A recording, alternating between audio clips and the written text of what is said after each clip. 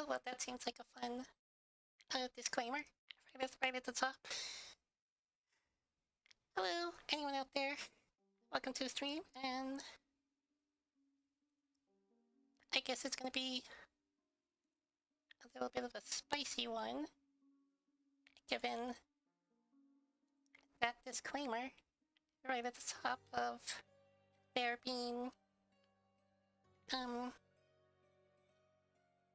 certain depictions of peoples that are unacceptable by today's standards. So that's certainly a choice.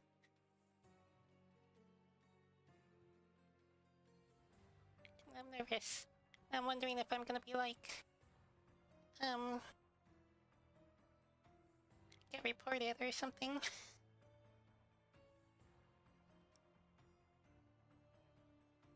The Maltese bridge was a gift from hospital.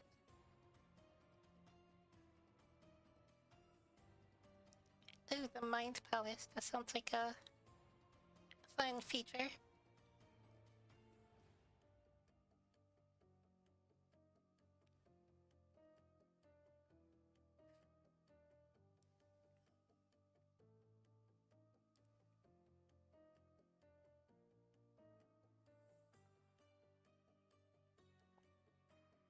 Oh, arrest enemies instead of killing them, and you'll be rewarded. Interesting.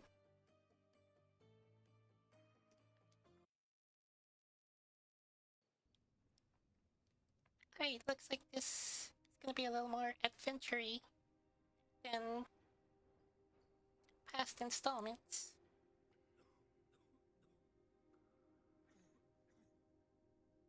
Ginger, that's what you need. A mouthful of the good stuff and you'll see the back of any seasickness. Thank you for your support, John. Don't suppose you actually brought any ginger? No, I don't get seasick. Terrific. Don't worry, Sherry. We've almost arrived at Kauna. I can see land through the porthole. So much for docking by tea time. The captain seemed more interested in his maids than in his maps. Oh, is Sherlock grumpy? Cheer up. We're back where we grew up. It's exciting. What's changed? What's the same? Ugh. I'm starting to question whether the weeks-long journey was worth it.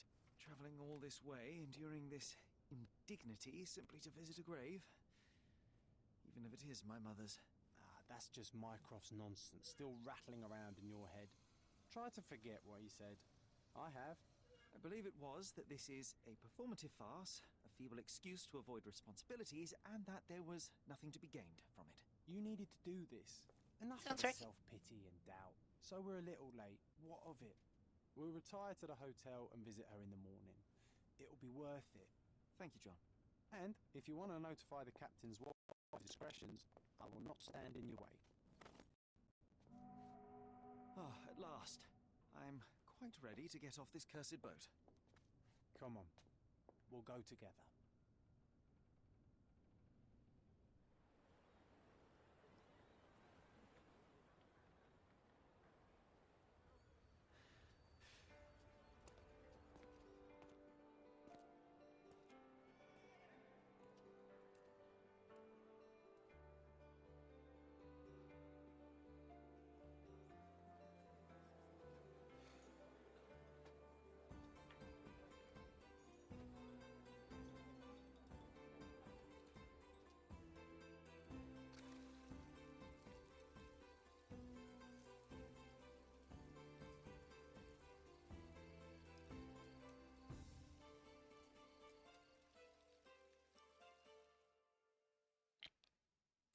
Seems very fancy. You know, I always wonder, it's so strange to me how, like, some canons are, like, sacred, you can't mess with them, and it's, like, so set in stone, and others are just like, yeah, whatever, I guess that happened. Not like that this is part of, like, the canon, Sherlock canon universe or something, but there's some things that are just like, I mean, like, that they're so young, and like Sherlock and Watson like know each other now, like because they meet in like one of the first stories, I think.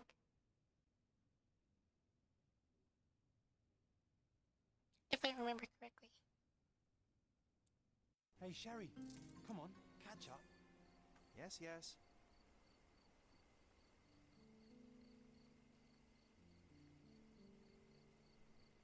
Oh, there's a compass.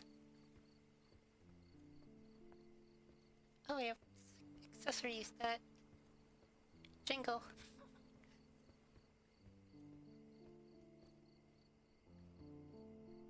Sherlock, don't get lost in this huge garden. Follow the sound of my voice.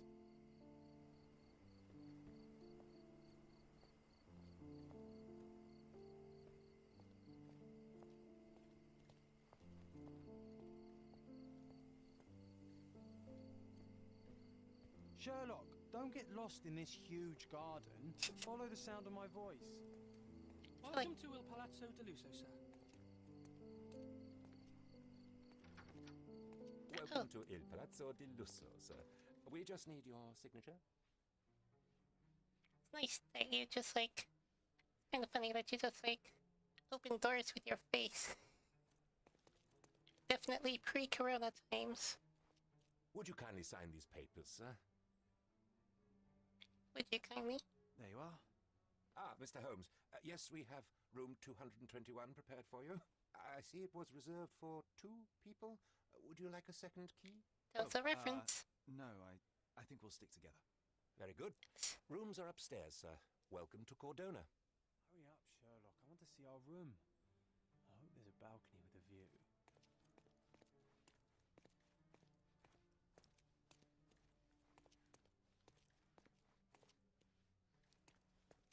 I wonder if they did that like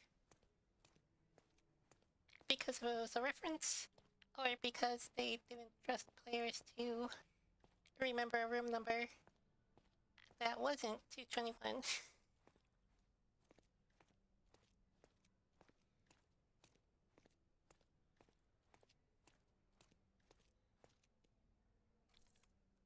Oh, interesting. Where are these numbers? I can see them that clearly. Oh, 226. I'm gonna get lost, aren't I?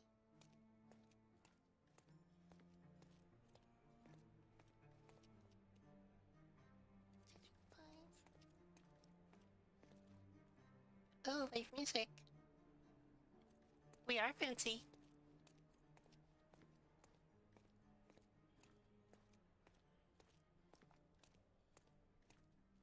What's your deal?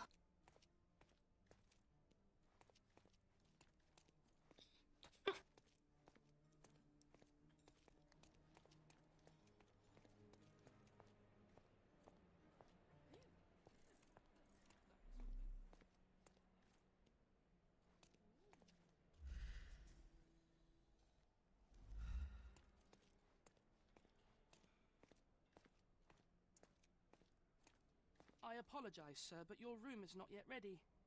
Perhaps, in the meantime, you would like to relax in the foyer? Tonight, the restaurant is offering a complimentary marlin ceviche to all our guests. Let's check what they have on offer.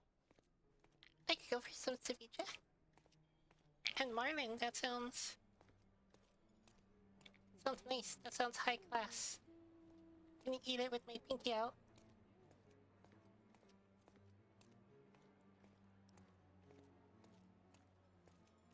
Hey, Sherry, just our luck.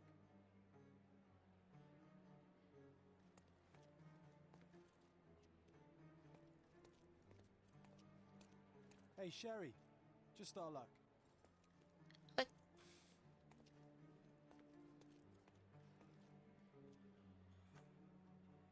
oh.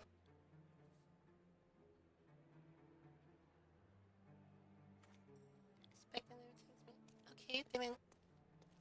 Oh, A medium, John. Haven't we been through this already? Come on, it's not like we've got anything better to do.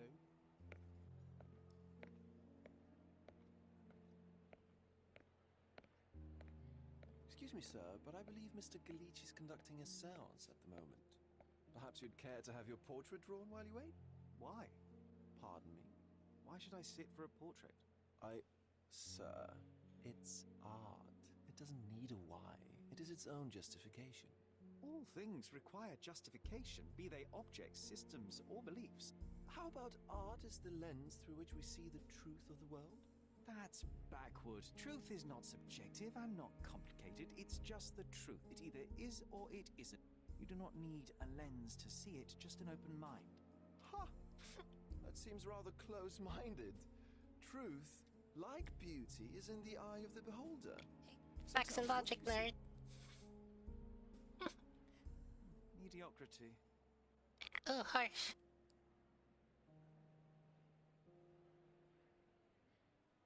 Come now, Sherry. What did he do to deserve that? The servant mentioned ceviche at the bar, Sherry.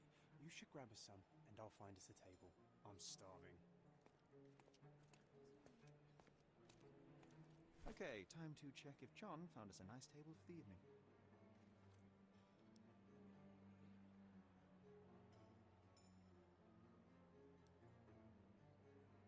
Oh, okay. I was like, that doesn't look much like ceviche, but yeah, it's just like a little thing. Alright, where'd that fool go? Sherry, I'm over here with my new Ursine companion. Oh, Cordona's even quieter than I remembered. It's going to be a long evening. Ah, come now, Sherry. What say we amuse ourselves with a little game? What were you thinking? Oh, promise me it isn't nonsense. After being cooped up on that boat, I am itching for activity. No. As you can see, someone left a cane on our table. I simply thought you could identify its owner. Ah, so it is nonsense. It'll take me a minute, John, at most. Well then, you can deliver it to him as well. Deliver it to him. Then what are the staff here for? Aesthetics? Stubborn, Sherry, too stubborn. You wanted something to do. Slapping oneself in the face is also something to do. That doesn't make it worthwhile. But all right, let me take a look.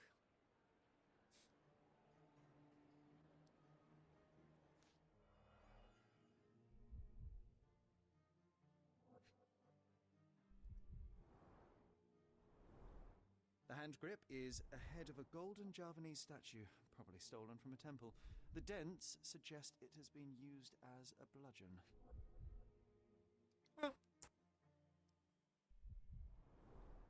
A crest depicting a bulb of garlic in a meadow, perhaps the Fielding family or Meadows, or Craven, from the Old English name meaning garlic place. The cane is made of ebony, it's worn uncared for, and bears the scars of numerous hits. This cane is an expensive and ostentatious weapon. Its owner must be vain, volatile, and of noble English blood. Take it with you, Sherry. Let's return it to its owner. All right, I hope you noted down your observations in your casebook. But how are you going to find this nobleman? The cane itself is not enough. I may have to ask other guests if they saw who was here. Sherlock can place notes about piece of express. Book pinning of the square. China with the king. Here's details for more. Like what more? That was pretty succinct. Oh, I see.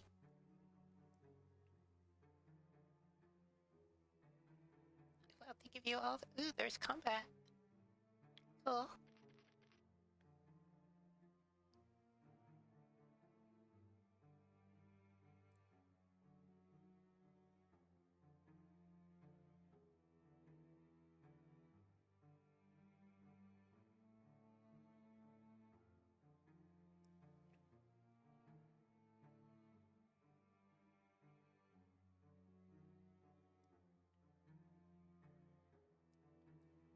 Jesus, there's a lot to go through. Alright. Gonna have to read all this later. Where was I? Opened evidence.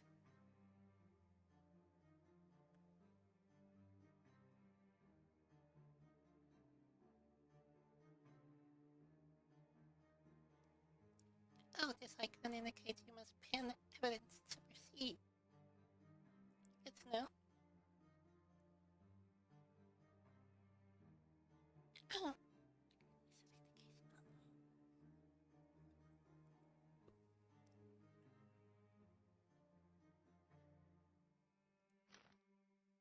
Interesting.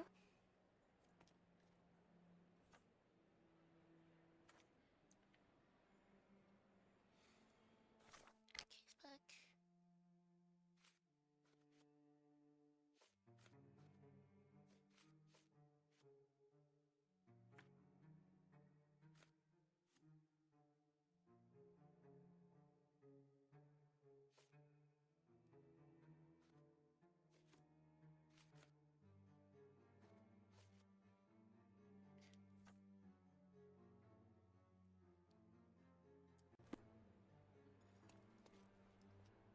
Jane is the accessory of a British nobleman. I can ask other guests about who may have been previously sitting here.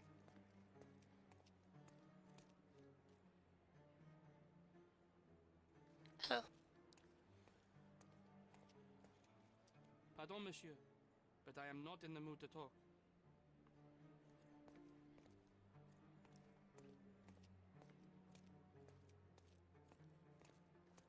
Would you like a drink, sir? alright. Excuse me, just one question. Of course. Stop me when you've had enough. There were 3 people at the table, a couple and a retired Navy officer. Observers weren't sure what happened to the couple, but the Navy officer was seen going out to the front garden for some air. I have to find him. Well, even with your keen senses, Sherry, I doubt you'll find the cane's owner on your first try. And would you be confident enough to bet on it, my friend? Why not? Let's see how good you really are.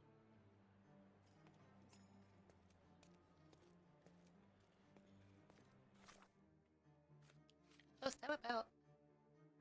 The retired Navy officer who was sitting at a table may own the cane. I know who does. John is bet I cannot guess the officer on the first try. I should prove him wrong. Alright, well, let's see about that.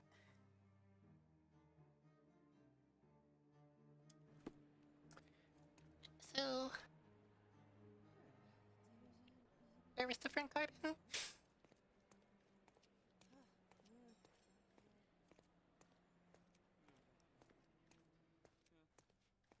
Oh, right, the face door.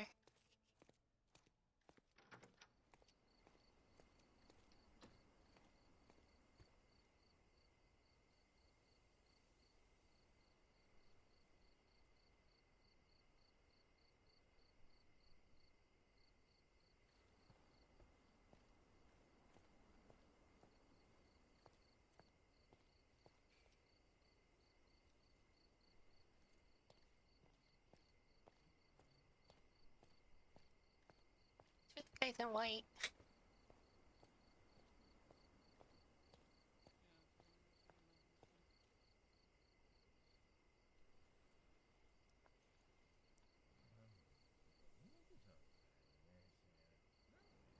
I wonder if there's something the way they're dressed or whatever. No, well, but this guy looked a little suspicious, so have him hiding in the corner. Not that one, huh? You lost the bet, Sherry, but don't let that stop your search for the Navy officer. Eh.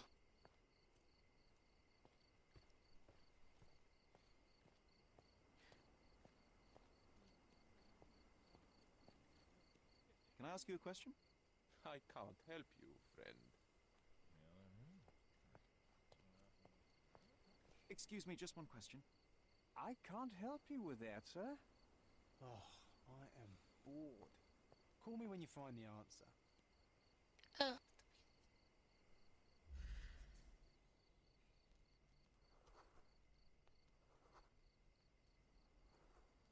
guess I was supposed to notice that before. 12 stories, sympathetic, plays poker. Okay. Arab aircraft friendly, mild heat stroke. Cardonian lawyer. Play string instruments. Sympathetic. Scottish banker, retired military officer. So I guess that's you. Do you know anything about this? My dear fellow, you're talking to the right man. The Navy officer, Mr. Rhodes, was sitting at our table with the noble couple. The men talked about yachting, and the lady was fidgeting with the king. Perhaps she put it aside, and her husband forgot to take it when they went to meet the medium. Now you have a perfect excuse to enter the seance room. Hey, Sherry, don't we now have the perfect excuse to visit the seance? I'm just going to give the cane to its owner. You will not persuade me to take part in this show.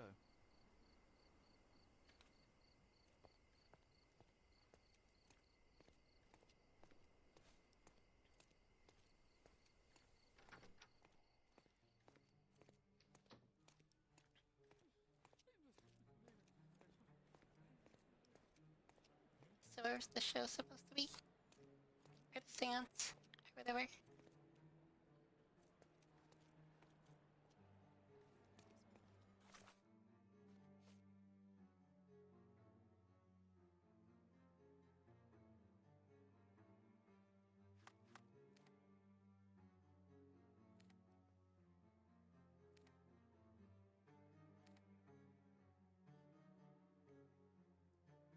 Oh wow.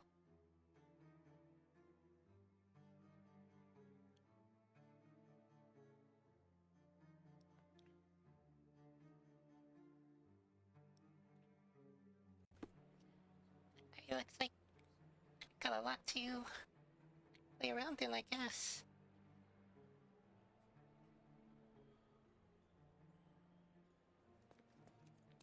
Oh well, it's probably up here. Seeing as how that's where the sign is. Oh, it says it can be.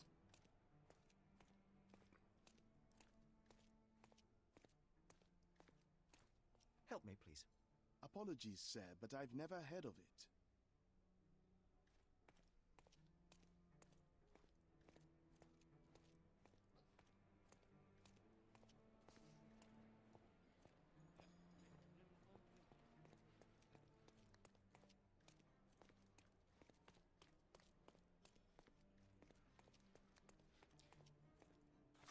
Do I need to?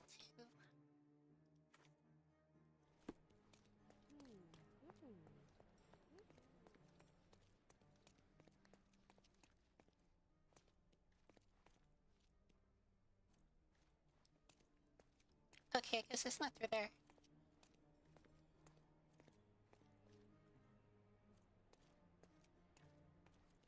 Those are rooms.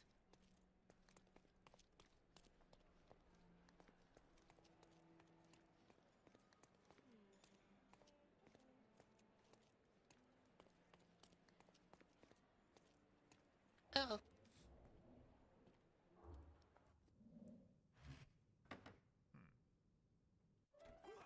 This hotel, this island, it's full of thieves. First my cane, now the diamond. Take your hands off me! Do you even know who I am?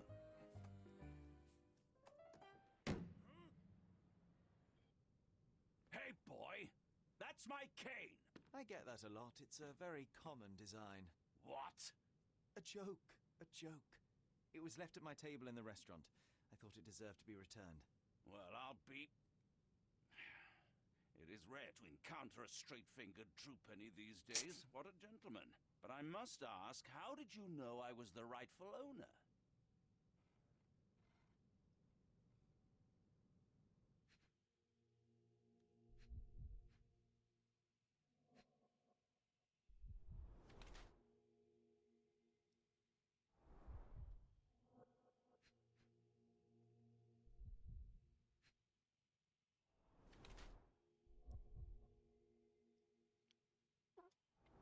Rich and fashionable, I guess.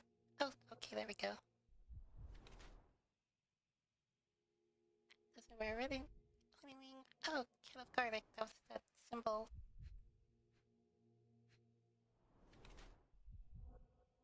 Recently hit someone with force. Yeah, saw that. by the heraldic emblem on his signet ring. And Kane, I can be fairly certain that this man is Lord Craven, a bored rich English nobleman who travels around Europe squandering his money. His florid face indicates that he has problems with alcohol. He is still physically strong and healthy, but in a few years' time, he'll be wretched. Being constantly drunk, he has issues with his temper. His red knuckles reveal that he has severely beaten at least one person quite recently. His anger issues mixed with alcohol and contrite could make him a violent person.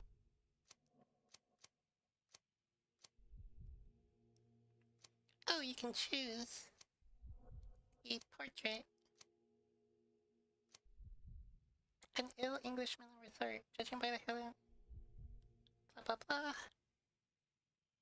Visiting resorts to receive treatment for his liver malady. His fur face indicates that he has succumbed to the temptation to drink a few shots of alcohol. Perhaps he was unsettled by a seance. By his red knuckles, I presume that he takes boxing lessons to strengthen his physical condition. Already annoyed by the disappearance of his cane, he is now infuriated by the death of a diamond, unsurprisingly. Let's go with number 1. Simple deduction.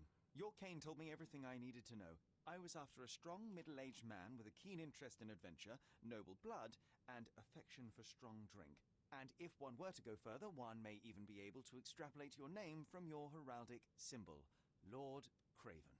Marvelous. Simply marvelous. That's me, Lord Andrew Craven. You are the real medium. You hear that, Emma? Well, you found my cane. Perhaps you can locate my diamond, too. Yes, you should do it. It will be child's play for you, Mr. Holmes. And if a child can do it, then I'm sure the local police can suffice. The police? Why bother? I know this harlequin stole it. The only question is, where is it hidden? Fine. Give me my stick and I'll resolve the matter myself. This thief almost confessed after a single punch. I suspect a beating may result in answers of questionable veracity. Fine. I shall spare you and he the trouble if you first answer me this.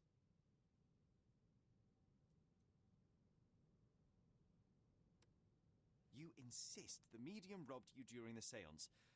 But what occurred exactly? It was a dirty trick.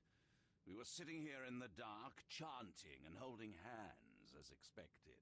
As Then one does. something began to appear from the medium, like a cloud or a bubble. The swindler called it ectoplasm. Ah, yes. Common in the spiritualist trade, and quite the spectacle. Indeed, perhaps too much. My beloved Emma screamed in horror, and I stood to defend her, attacking that cursed ghost. How brave. But my hand hit nothing. The medium jumped away from me, and Emma fainted. I lit the candle, and the diamond was gone. How does a priceless diamond become the subject of a seance? It is an unusual accoutrement. Emma wished to speak with its former owners. My grandfather told us it belonged to a Rajah, an Indian king. So you were summoning long-dead Indian royalty, and, pray tell, you were expecting him to converse in English? To be frank, Mr. Holmes, I don't believe in ghosts. But Emma was fascinated by the idea of meeting a real king, even a dead one. Well, a crown is a crown. Can you describe the stone itself? A yellow diamond, not less than 100 carats, and perfectly egg-shaped. There is not another like it. Stay here, and don't touch anything. I'm going to investigate further. Don't fret, I'll be keeping a close eye on this thief.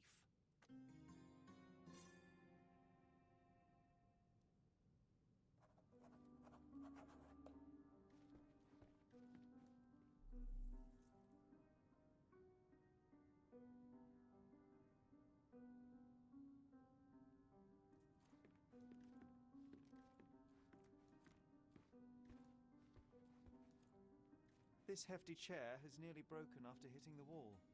Could one man even lift it?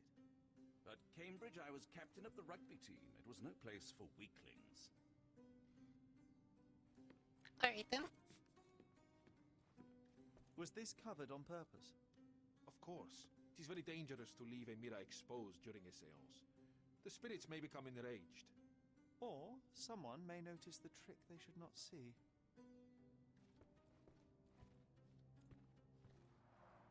Quite a display for the tremulous visitor.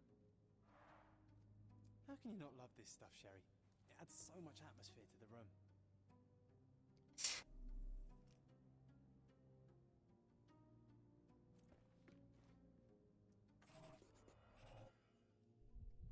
Concentration helps you pick up smart details about the world around you. When you see a scribbled white circle, okay. Press R1 to observe the object more closely. Oh. Oh, groove. The diamond was placed on the table so that all participants could reach it. 4 carat diamond.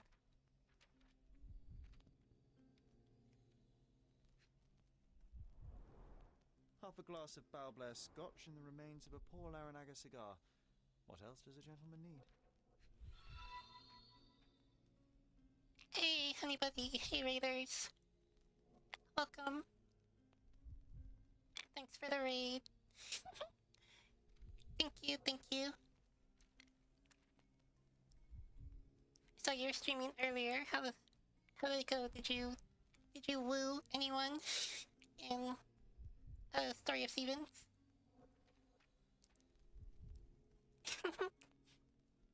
Yeah, this is a very young Sherlock Holmes in this game. Some first year type stuff. But it's subtitled Chapter 1.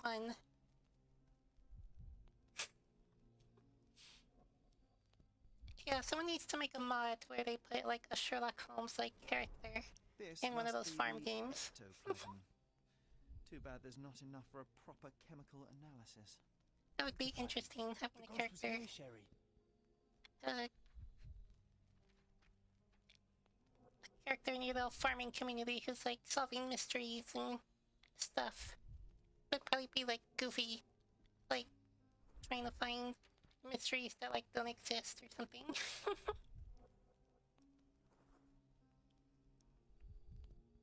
It would be fun. I like that idea. If I could make a game, I would do it. Yeah, that case of missing eggs. I know in some Harvest Moon games they had like fairies or like weird, not weird, but like mystical creatures. Yeah, could investigate that. There are light traces of rouge on the edge of this wine glass.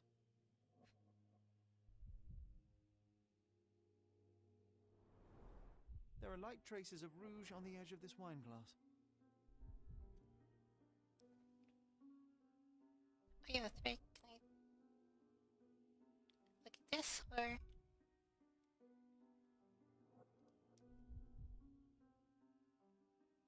What else am I looking for here? See, 4 out of 5.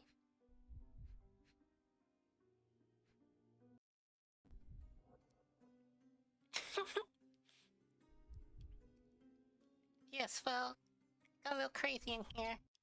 There was a seance, and a diamond that was sitting here. And now the diamond's gone. So, shit got wild.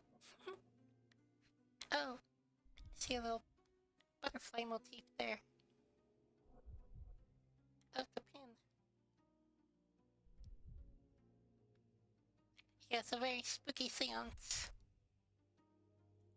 I guess I didn't see it. I just came in when the guy was beating people.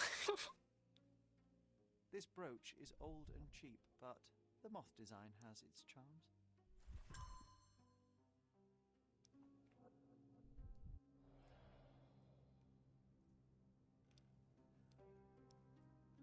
Okay, so with that accomplished, more ectoplasm.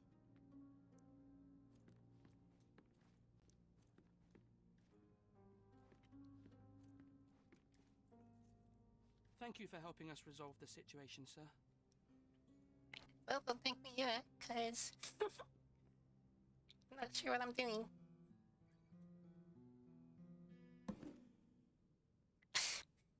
What happened here? I don't know. The ghost. I summoned it as usual, but then it all went wrong. The lady screamed and pointed at Lord Craven. And there was a shadow. Such a mystical force. It terrified the lady. And it must have taken the diamond. Who else could have? Do you feel the presence of any supernatural entities at the moment? Are you joking, sir? My nose is broken, this maniac wants to kill me, and you're asking about the spirits? I suppose this can wait. Well, spirits are kind of your thing, aren't they?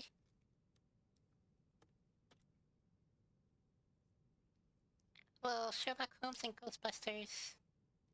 That is an interesting crossover. Definitely a lot of potential for fan fiction, at least. That would be wild. And I'm sure, like, some spiritual, like, time-shifting, weirdness would have to happen. I mean, there was that cartoon, like, what, Sherlock Holmes in the 22nd century, I think? Yeah, I used to watch that. So yeah, I guess it's not totally out there. I will investigate, and the culprit will be identified. But the stubborn brute Lord Craven blames me right now. As if I could do something like that. Perhaps you can reason with him? Please? Seems like you're ready to delve into your mind palace, Sherry. I'm sure you'll make some good deductions. Oh yeah, I know, right? Like, he's blaming the spirits, and it's like, okay, so what about the spirits? It's like, why are you talking about spirits? Open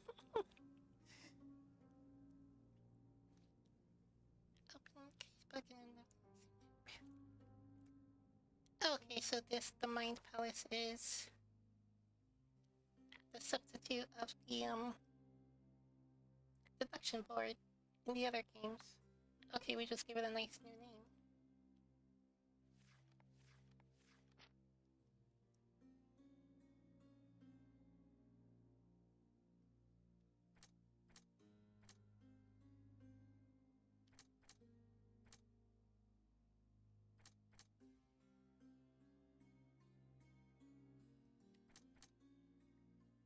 Okay.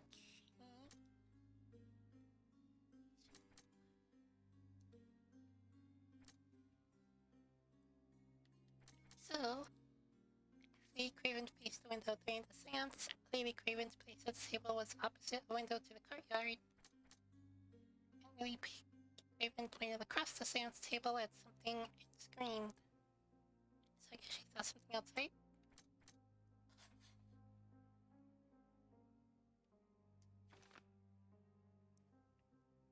Lady Craven was pointing at the window. I'm sure she saw someone in the courtyard during the seance. Cool.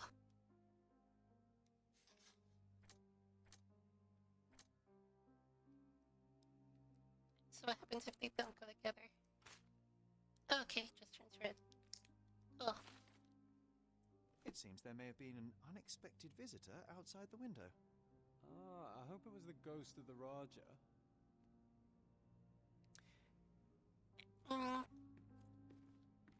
Yeah. Oh, hello. So it... Oh, no. Other button. Let's grab something struck. Oh.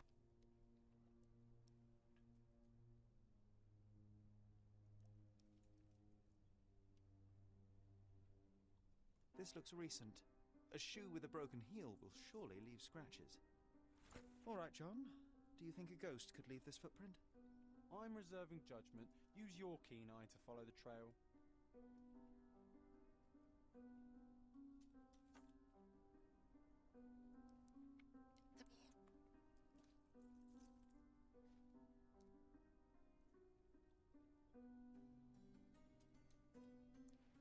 The medium claims his innocence. He says the only strange thing you notice was the lady screaming and pulling across the table and Lord Craven jumping to his feet, shaking his fist.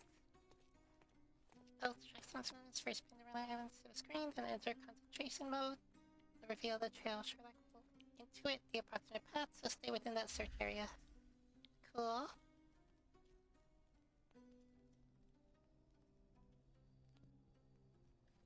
Oh. Is that... No. Do we not pin or wait?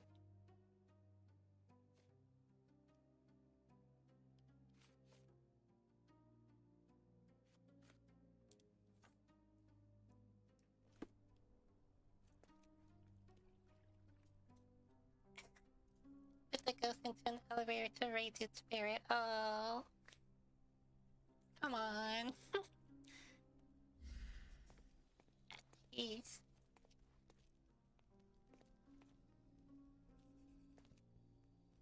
Oh. Oh, I see.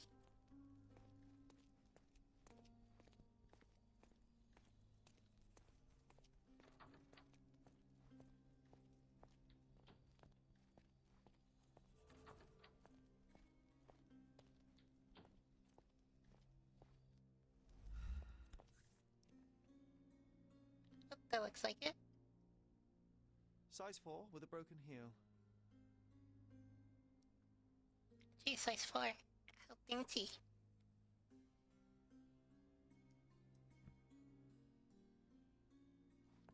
Hmm.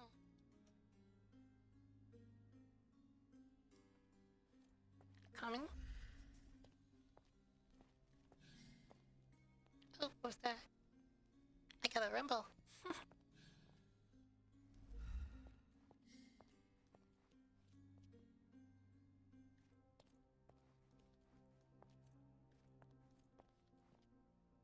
Place it.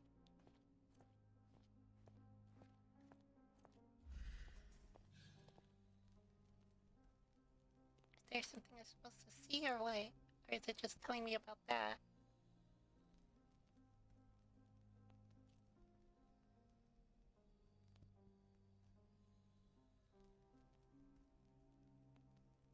Weird.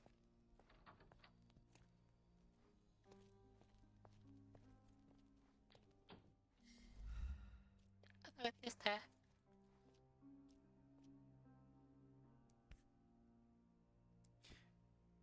Oh wait, do I...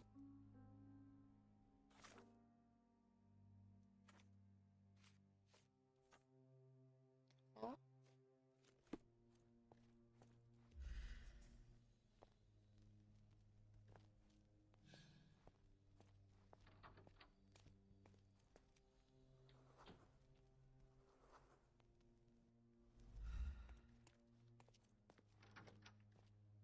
Am I gonna take this or what? Rose Moore. All Oh. the maids in the hotel wear this exact shoe. So, definitely not the ghost of a Raja? Unless... No, what a shame. Our witness was a nosy maid. Searching the entire hotel could be difficult. Perhaps the other maids can help us find her.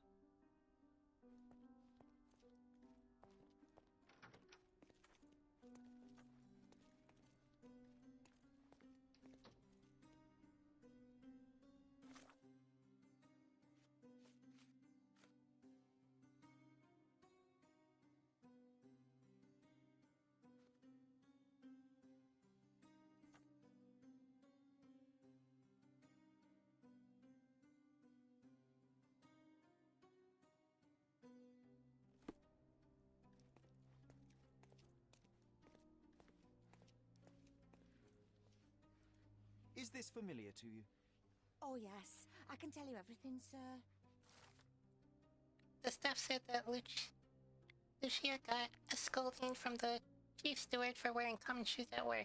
She should be cleaning near the pictures upstairs now. Sweet, that was easy.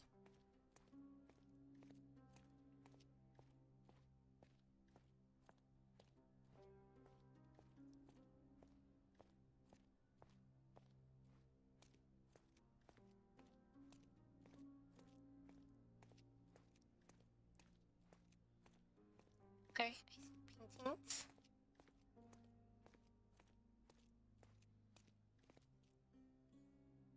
Oh.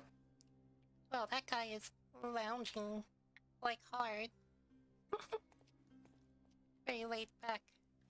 Just kicking it old school.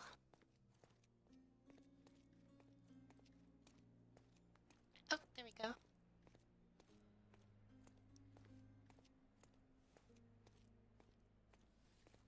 Finally, there you are. One would think a maid would be easy to find in this place. I'm sorry, sir. Do you need more towel? No, no. You are the maid who saw the ghost in the seance room, yes? How did you know?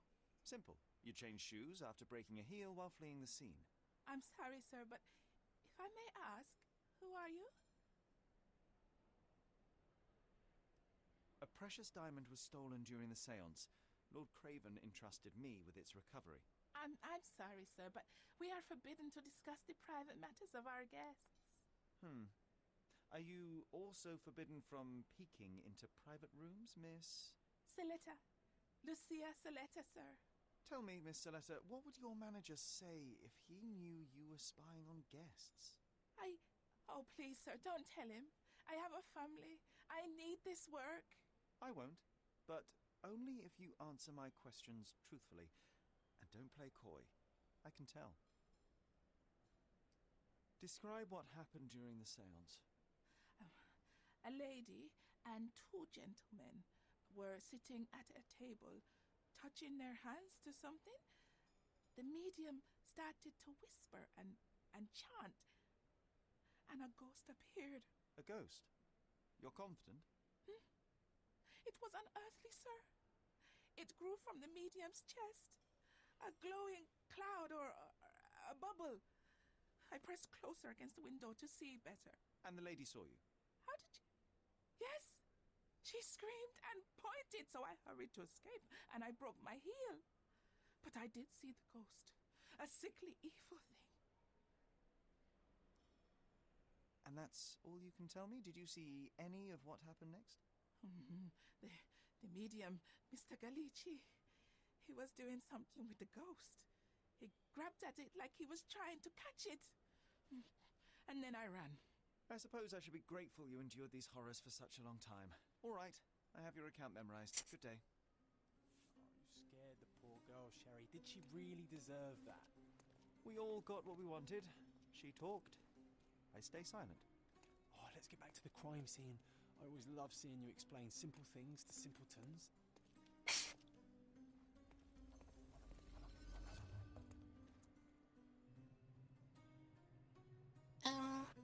Alright, downstairs, okay. Almost got lost. Oh, it's highlighted there. Well, that is handy.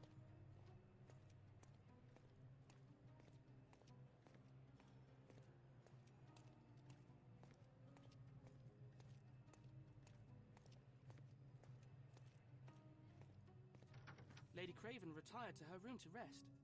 Lord Craven remained here until the staff reported that the medium was locked in his room.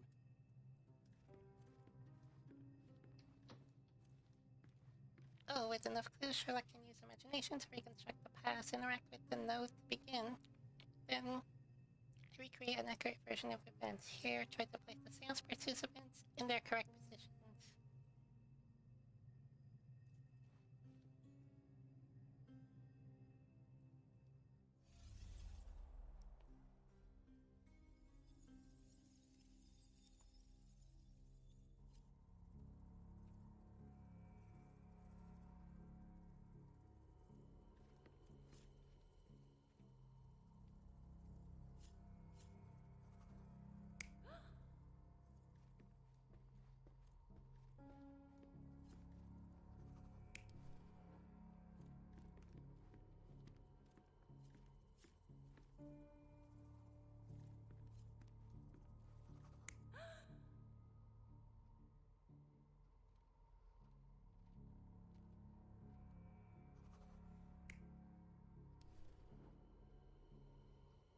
Oh, sorry.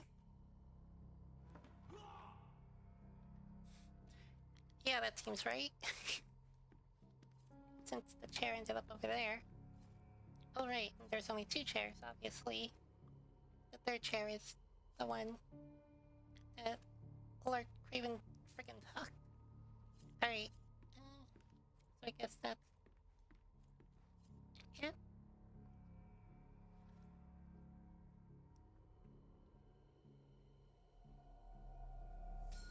It all began when the lady screamed and pointed at the window. Lord Craven jumped up, ready to face anything, ghost or human. The medium shrank back in dismay. He was not expecting such a reaction and had to quickly hide the ghost. The lady was the only one left touching the diamond, at least until she fainted.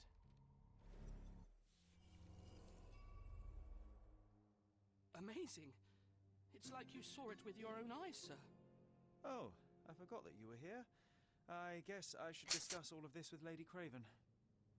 The Cravens are upstairs in room 226. It is one of our finest suites. If the lady was touching a diamond, then she would have felt the ghost take it. What do you think it felt like, Sherry? A jellyfish?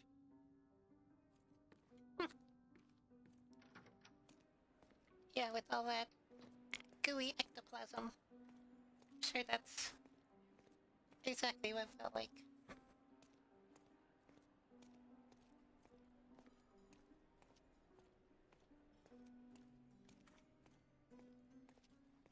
Okay, 226. Where? Oh wait, didn't I? I think that's the one that I actually saw. Oh, no? 224.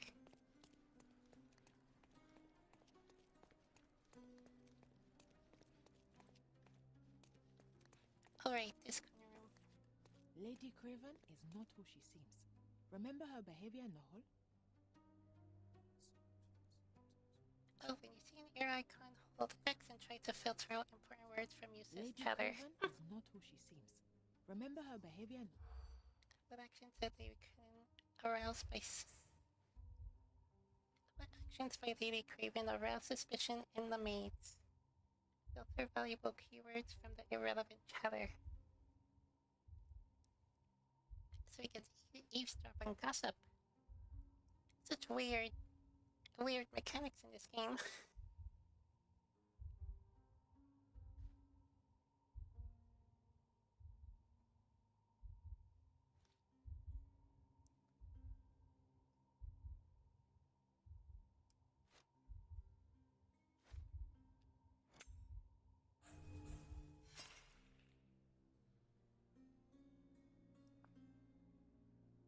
Lady Craven is not who she seems. Remember Okay, I her guess I behavior did in it. the hall?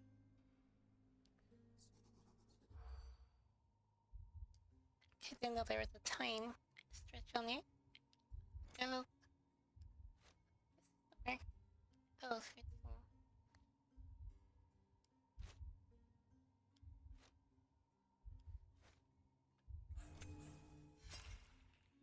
oh. I guess that. Lady Craven is not who she seems.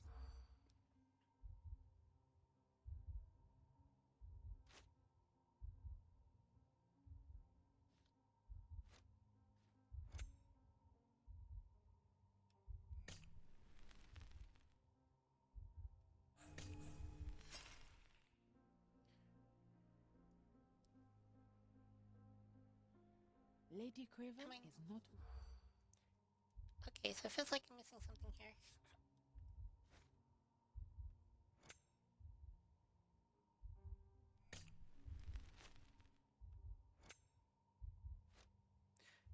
Oh, is it the...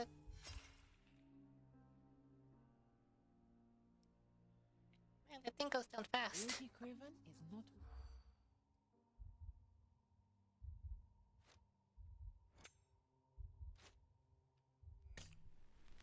I didn't think so.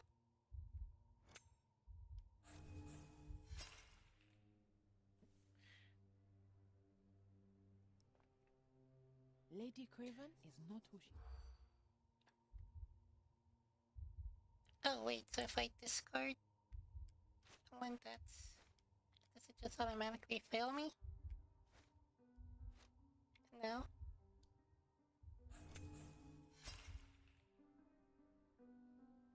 Oh. Lady Craven is not who she seems. Remember her behavior in the hall?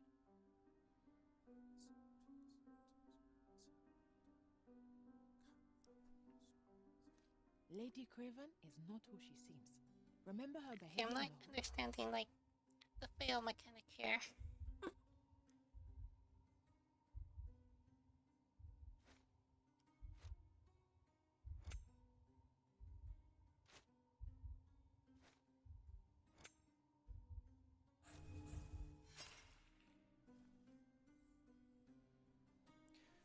Oh, that just must be Lady all the Craven words, is not who she which means I'm missing something.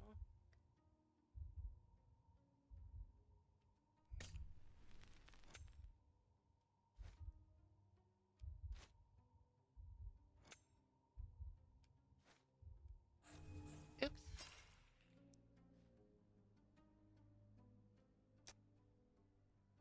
Lady Craven is not.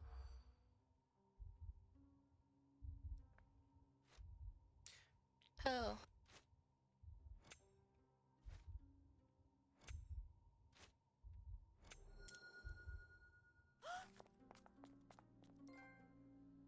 I overheard two staff members talking about Lady Craven. They gossiped that the woman may not be the wife of Lord Craven. By their observation, she was on the lookout during the evening while trying to get Lord Craven drunk. They also noticed that the lady wasn't sure how to properly use a fish knife. Oh yes, because she is a lady and should know such high class things, I guess.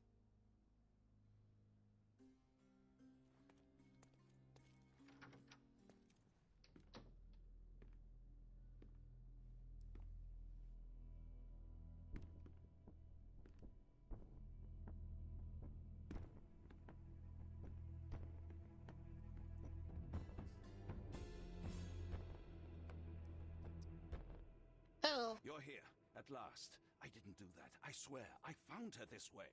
Well, I did have some questions for her, but it seems I've arrived too late. Now it's a matter for the police. Mr. Holmes, you said it yourself. They're children. They'll only make things worse. You promised me you would investigate. Investigate a theft, not a murder. Fear not. I will tell them all I've uncovered. Please help me. The police will surely accuse me of Emma's death. You are the only one who can find the truth. Fine, but only because it's slightly more interesting than the walls of my room. Tell me what happened.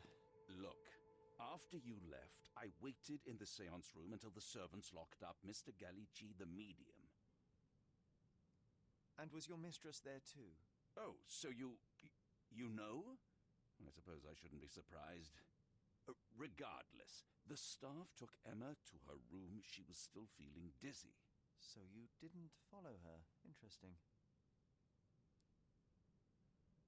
Is Mr. Gallici still being held, and where did the servants secure him? He's in room 225, but that pigeon-livered man at the reception desk refused to give me the key. Well, I will have to visit reception myself then. Perhaps he will listen to reason. Where did you go instead? To the bar. It had been almost an hour. I see. And how long did you stay? I partook of a well-earned whiskey or two before retiring upstairs. Ask anyone there. Now we arrive at the tragedy at hand. I'm sure you did partake. So what transpired after your detour to the bar? I headed up to my room to find Emma on the bed. I didn't pay her much attention at first. I was still preoccupied with that damned medium. But when I realized she was silent, I drew closer and discovered she was dead. What's more, the diamond lay right there beside her.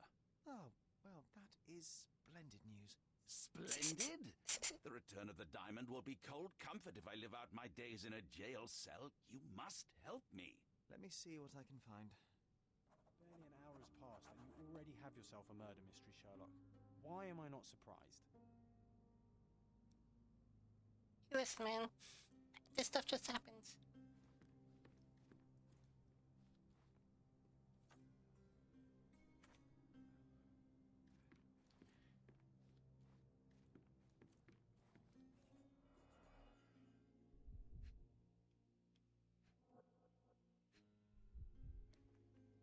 Doesn't look... Strangled with bare hands, judging by the bruises.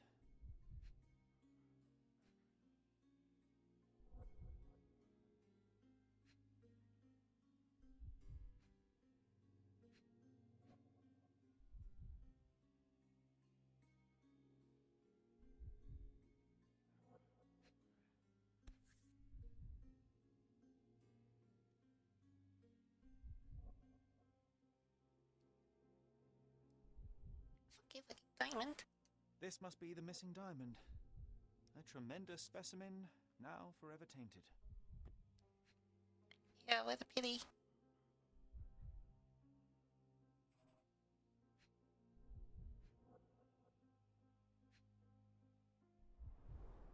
Everything was tipped out of the bed as if it was searched. Do you think she stole the stone? It's certainly possible, but we won't get her confession now. Well, there is a professional medium right next door.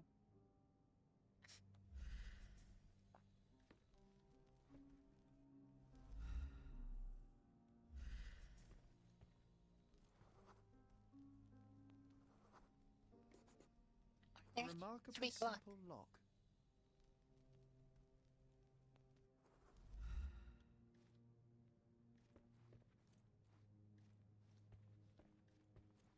Oh, where's this go? Come on. So young and so dead. Another mystery to investigate, my friend.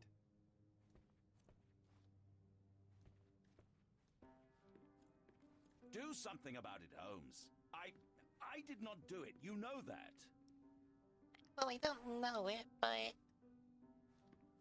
it would be kind of obvious.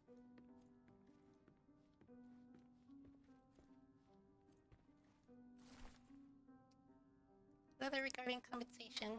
Lord Craven, you promised me compensation for your gross misconduct in order to cover the cost of my treatment and quell the scandal.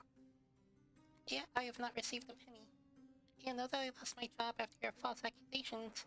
Now, even after my innocence has been proven, I can't return to work because of my hand injury. If you continue to ignore me, I shall be forced to appeal to the court. Wow, alright. Whatever that's about. Our guy has Someone was not happy with his post. many troubles here, Someone was not happy with his post. so I can't do anything with it or what. Letter regarding stolen ring. Dear sir, I have to inform you that the theft investigation continues. However, the ring has not yet been found. We had to free Allo Dupont, the servant, as we were unable to find any evidence of his participation in the crime. We will inform you of any progress in this case. Lieutenant Governor, Marseille Police Commissariat.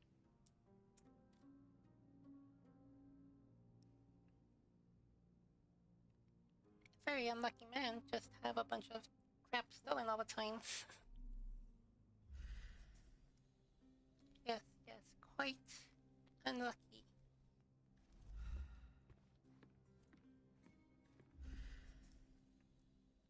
So we just leave it there? I get to piece it together or what?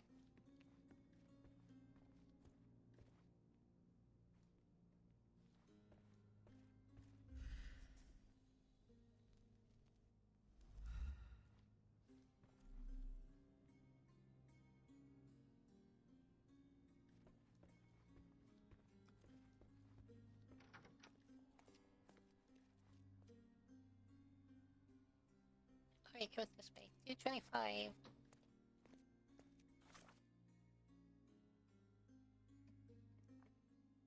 Jesus, so many icons.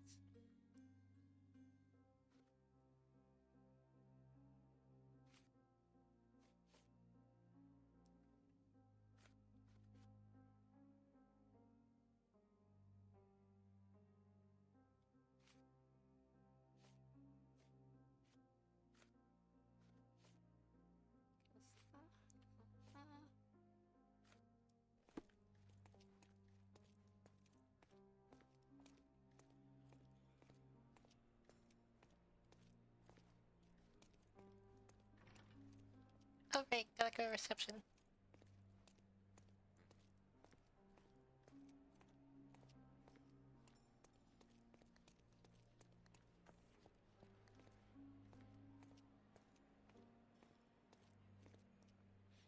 Oh. Can I... Okay, it tells me to do that, and then it doesn't let me do it. Oh, there we go.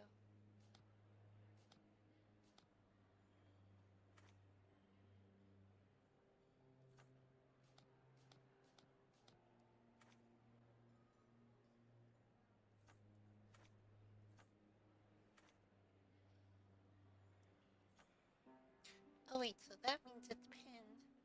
And now it's not pinned. Oh, okay.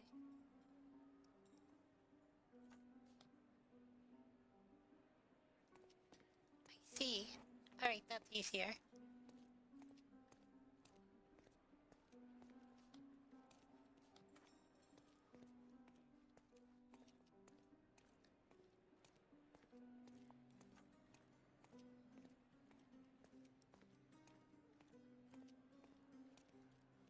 Sorry.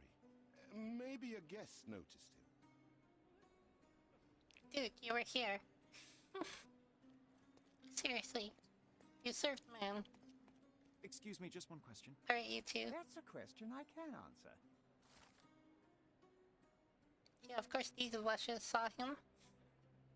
From the witness who advises that Lord Craven spent only a short time in the bar after he left the seance room. Oh-ho.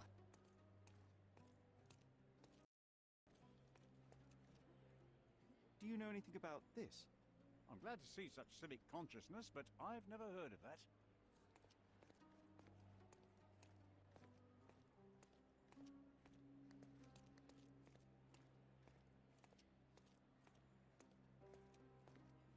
Pardon, monsieur, but I am not in the mood to talk. Well, aren't you special? Now you're in your element, Sherry. Eh.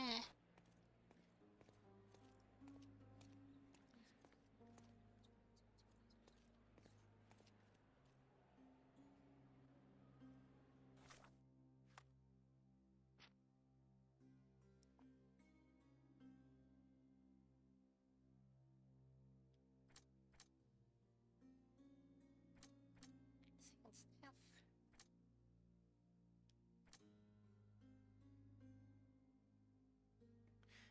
Oh. So this could be evidence that because he is violent, that he could have killed Emma because he was angry that she stole from him.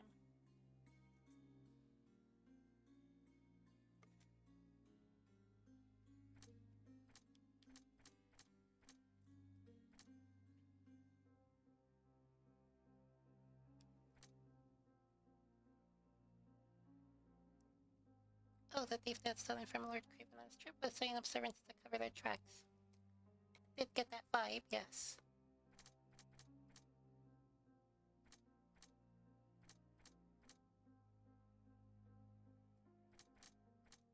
Have I seen diamonds found near Emma's dead body? For time.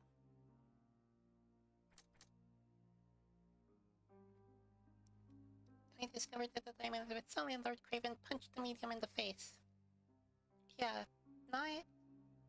not a subtle guy, Lord Craven.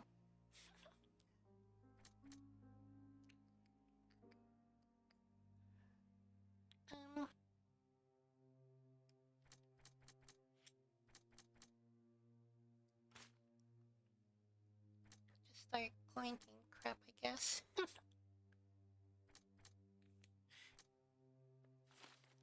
Oh well. I mean, it wants me to do something here.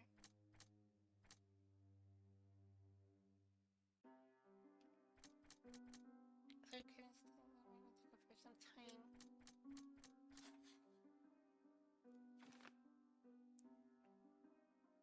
Lord Craven had time to kill Emma. Lord Craven had enough time to kill Emma before I arrived. Window of opportunity. The murderer had time to kill Emma while Lord Craven was drinking downstairs. But yeah, he didn't drink very long.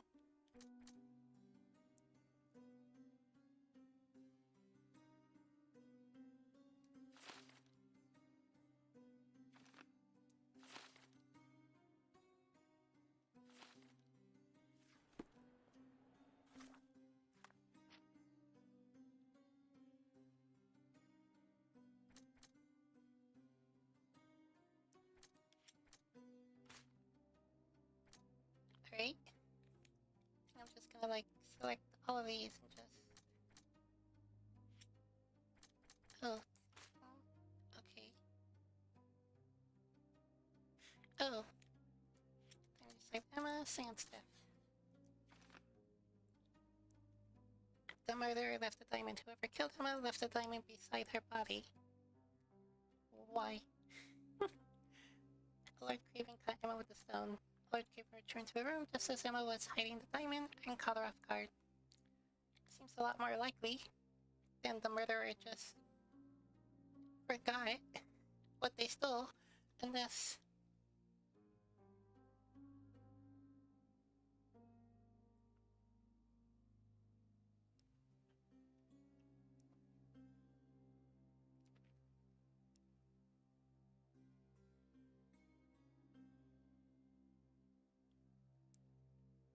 have to see.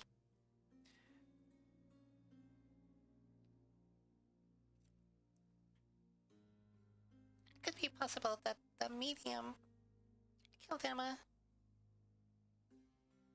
Maybe she did steal a diamond, and no, that's too convoluted.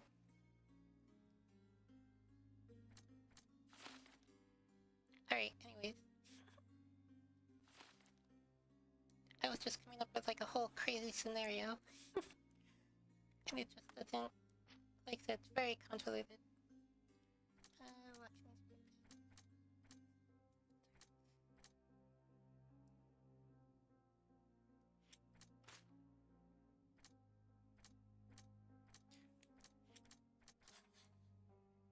Lord Craven is very violent. Evil man who cannot manage his anger. Yeah, sounds about right. The truth enraged Lord Craven. Lord Craven was furious when he discovered that Emma had stolen from him.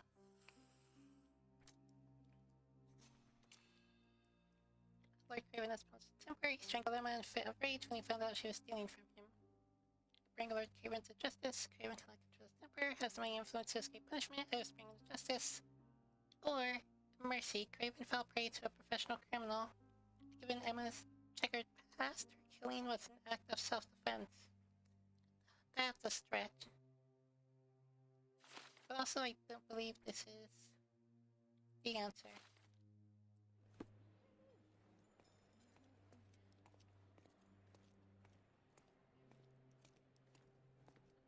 I mean, it just seems a little too cut and dry when they put it that way. Need more evidence. Give me the key to Luca Galici's room. I need to talk to him about the events of the seance. I suppose you are an impartial outsider. All right, but please do not give it to Lord Craven. We do not... Awkward. They still don't know what a nasty surprise awaits upstairs. Hush. No need to cause another ruckus. The last thing we want is the police to come meddling.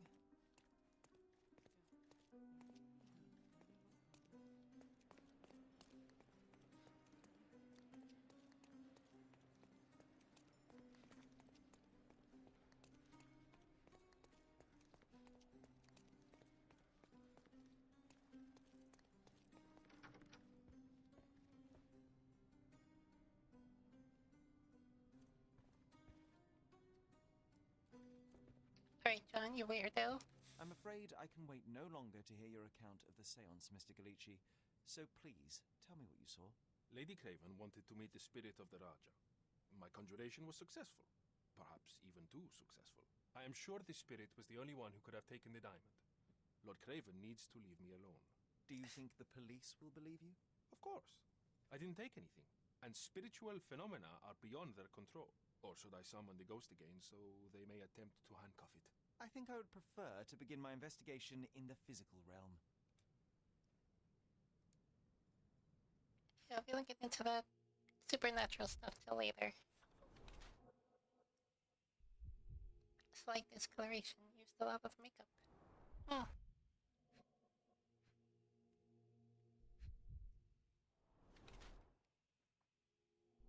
The nose took a heavy blow, yeah. Saw that.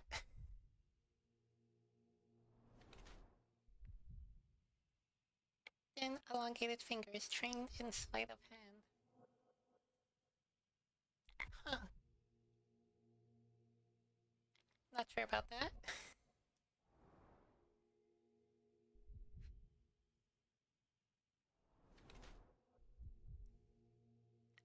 Drawn complexion. Skinny seems malnourished.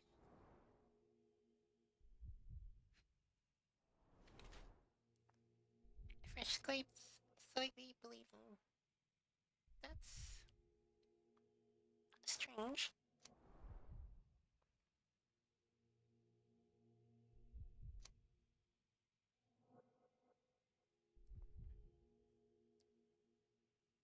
Let's see. Luca Guici is lean and appears malnourished. His nose is bleeding from a heavy punch. He uses makeup to hide the traces of his illness from malnourishment. His hands and thin fingers indicate that he is skilled at conjuring tricks used to manipulate concealed items.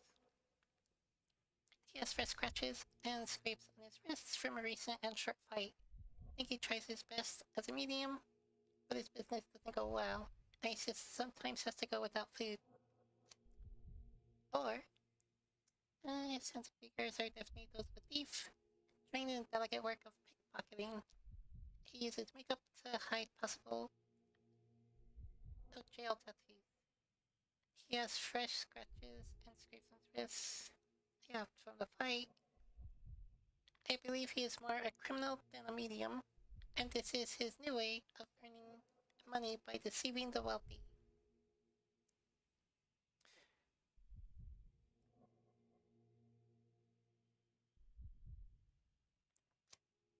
I think, but aren't they both the same? Just like con man, thief, are you the same?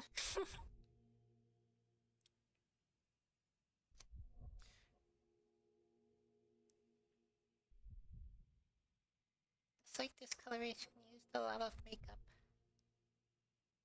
What kind of...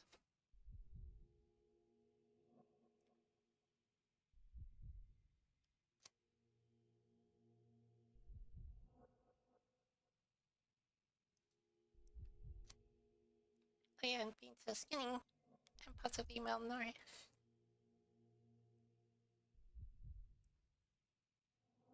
That makes sense.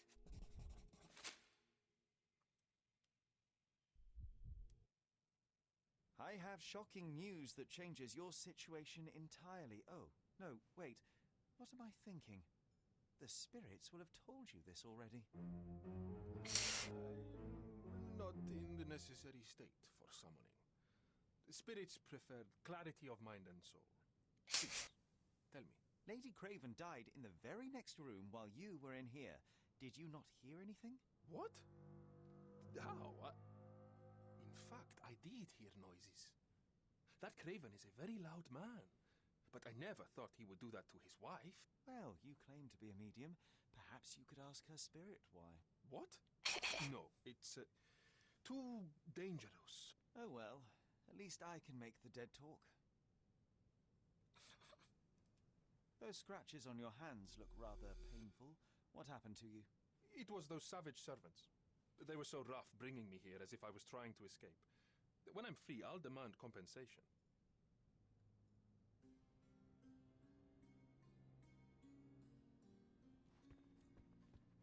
You always take me to the best of places, Sherry.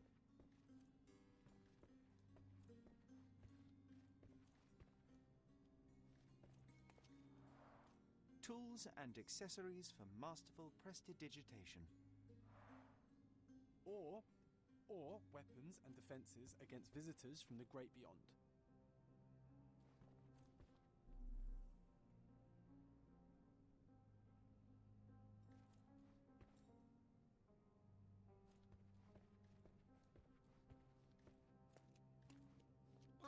So it is linked here.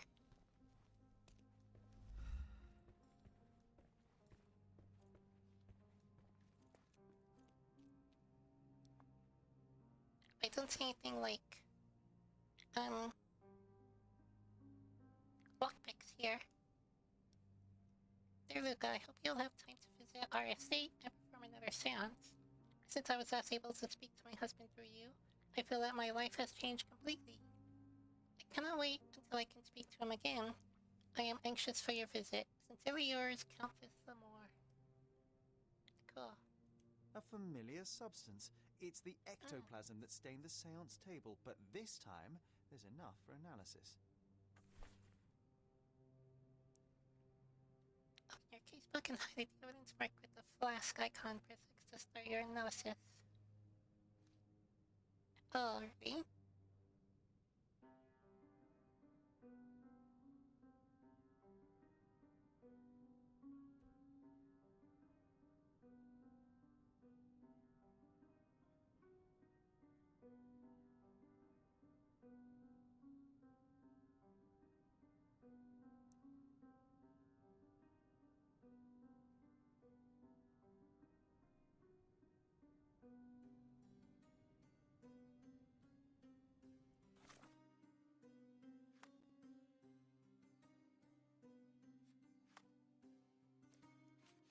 Oh, plus, irreversible ectoplasm helping to prove its mundane origin. The spiritus say ectoplasm evaporates very quickly, but this substance appears to be stable.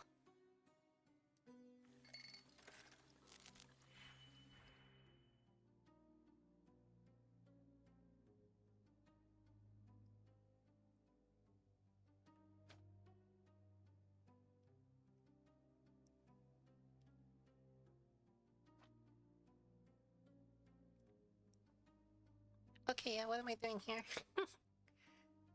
Create the target formula on the right. Oh, okay. Drag out 2 reagents. Drag out an operation. Link the reagents to an operation. Combine so the result matches the target formula. Link your result to the target formula. What?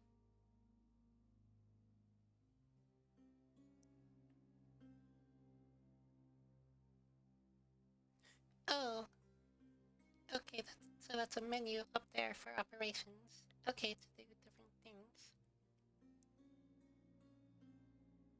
Okay, so I get the reagents. I tell them what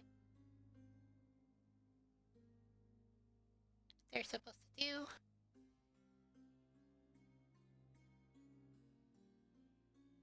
I guess. And then it does a thing.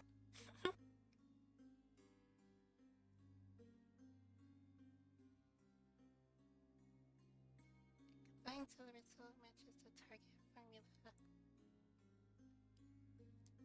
Okay.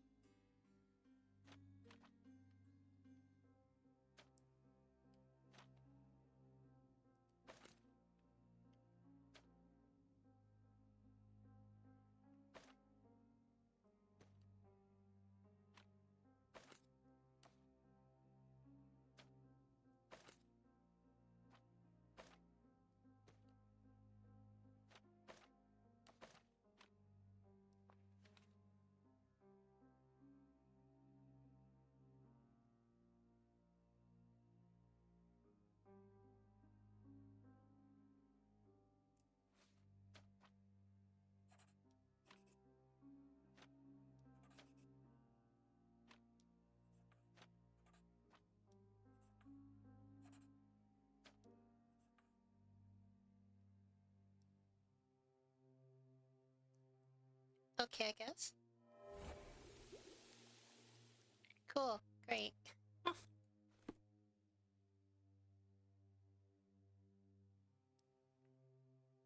reaction shows that it is rubber latex mixed with phosphorus. As much as this chemical element is dangerous to hold in the mouth, I am quite disappointed. I expected to find something trickier. Cool.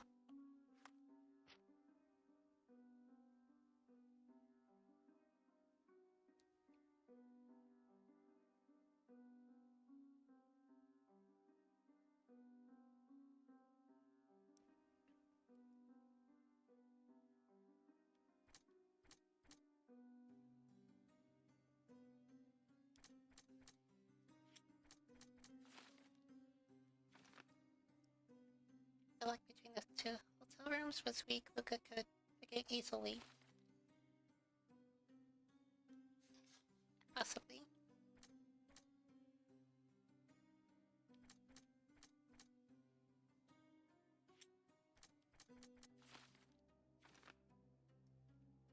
Go over the screen, look at his room, so it's mistreated and scratched him. Or so he says.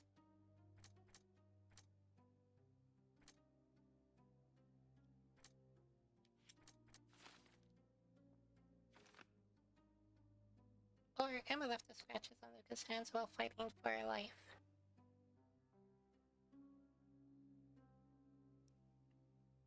Be cool if I could examine her hands.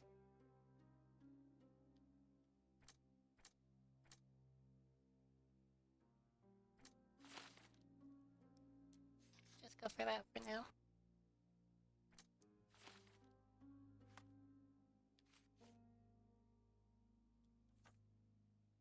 My faith in this medium has burst, just like a rubber balloon.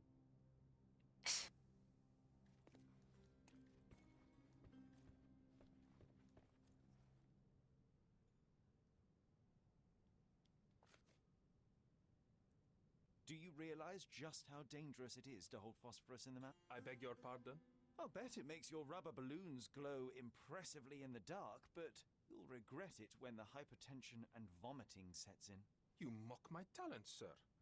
You shouldn't be so flippant about things beyond your earthly understanding. How ignorant one must be to compare a spirit's ectoplasm with balloons. It was merely a word of caution. We both know how match factory workers look after several years on the job.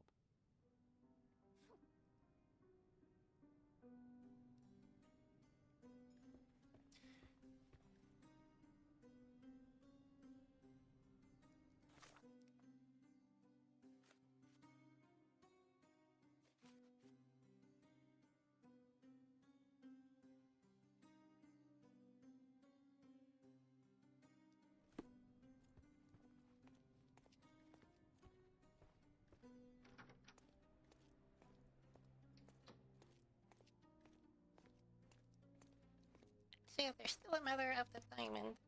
It's like, so... say Lucas stole it. Then he, like, brings it into the room. Kills her, kills Emma, and then just leaves it there. I mean, it could be left there because Lord Craven came back too fast and just didn't have time.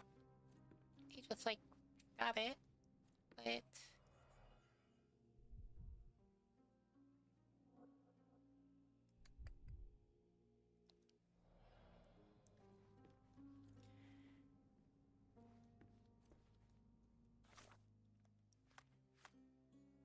and what is up with that pin?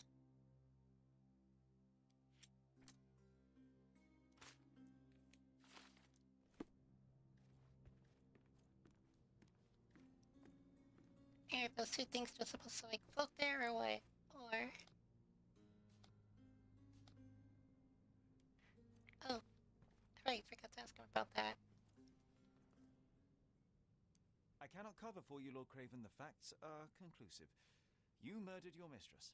It wasn't me. You have no proof, not a whit.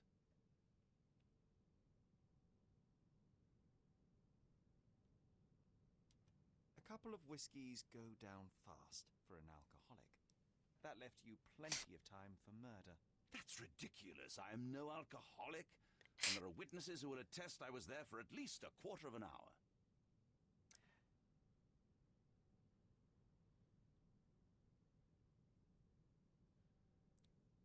I mean, that's not a long time. You entered the room just as Miss Emma was hiding the diamond. Discovering that she was the thief was the final straw. Preposterous. I didn't know a thing about it until you showed me her stash. You have bruised knuckles and you look a mess. The poor woman fought for her life and you bear all the evidence. This whole evening was a fun. mess. You know I got into a scuffle with the medium in the seance room. Nothing has changed since then. There's plenty of proof, sir. The police would certainly arrest you. You scoundrel. You said you would help me. I had nothing to do with it, as you will soon see.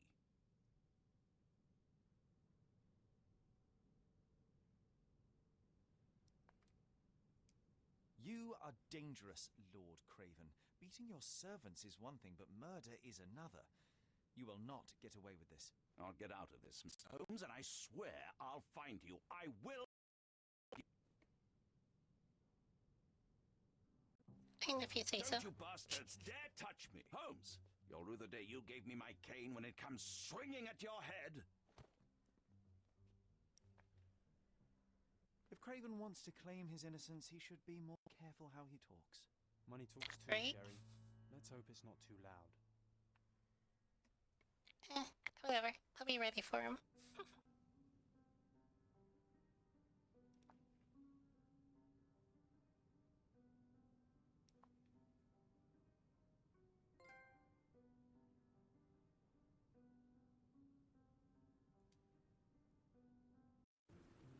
That was too much fun, Sherry. I'm buzzing. Buzzing. Wasn't it fun? A woman died, John. I was too slow to the truth, too hesitant to intervene. How can you... Oh, lighten up. Those people made their choices. If you swan about with a diamond in your pocket, that's what happens. Wealth is a weakness. So we must blame those who covet it. With enough money on the line, Sherlock, a man will do just about anything. Even murder. And then we get to solve it. I suspect you perhaps cannot grasp the true horrors of mortality, John.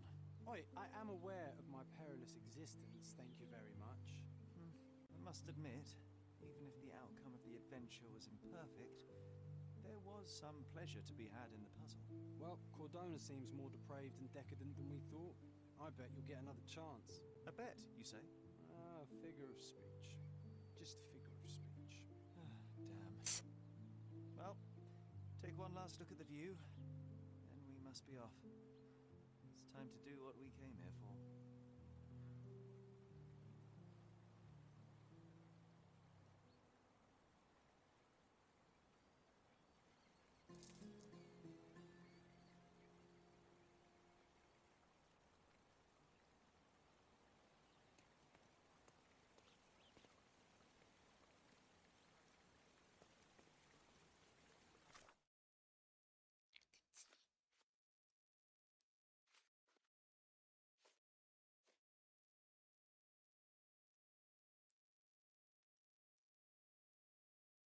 Let's see, I spent one night at the hotel and fell into a criminal investigation. That's not how I imagined my time on Cordona. But the thorough case helped to distract me from darker thoughts. And now it's time to go to the cemetery in Miner's End. There is a figure of a crying angel on Mother's tombstone. Alrighty, so that's where we're going. Tell us now. Oh, John has been my friend since childhood. I cannot remember a time without him. We cannot accept that only I can see him. Yeah, it's fun when imaginary friends are stubborn.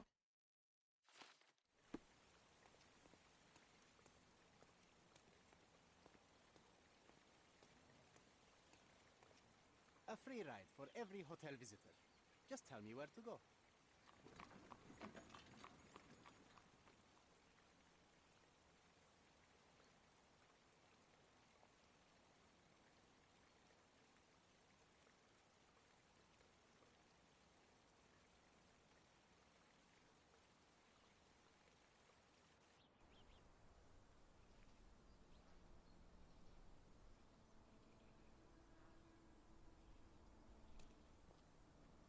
Is everything alright? If you don't feel up to it, I won't tell anyone. It's just a goodbye, John. It won't be difficult. I've already come to terms with my mother's passing. So you really don't remember? To what do you refer? The funeral. Sherlock, you were distraught. At first, I thought this visit would dredge up those feelings, but you've been remarkably level. John, I think I was too young to understand. I couldn't fathom why she would leave me. Perhaps that pain is best left forgotten. On the contrary, it's why I'm visiting her grave. To remember her. I thought you wanted to remember, Sherry. Concentrate, and I'm sure it will come back to you.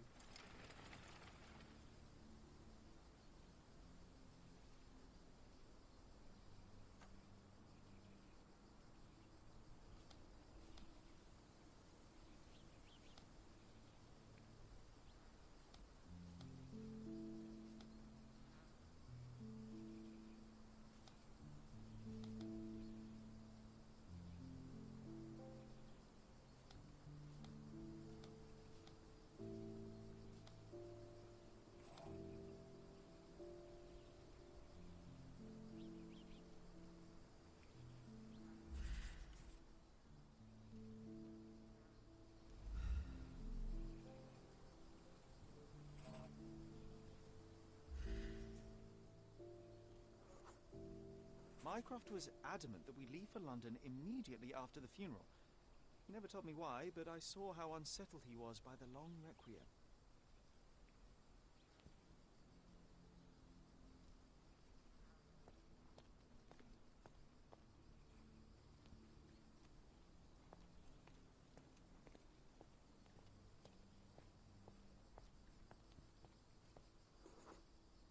The service was sparsely attended.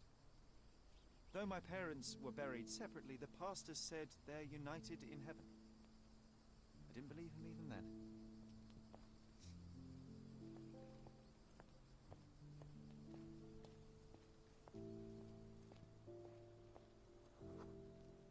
I wanted to see her one last time before the coffin was interred and say how I loved her. The chance never came. I feel rather faint. You're fine, you're fine. It's over now. You remembered everything. It will get easier soon.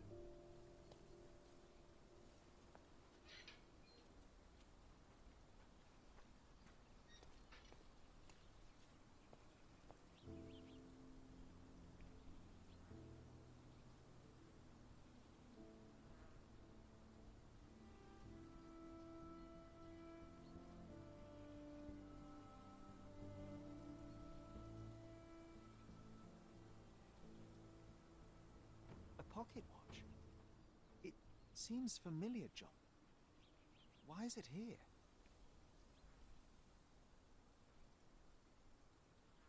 Weird.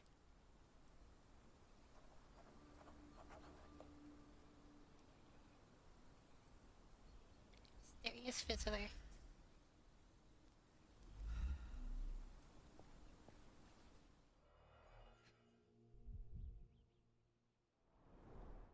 Rest in peace, Violet Holmes. Goodbye, Mother.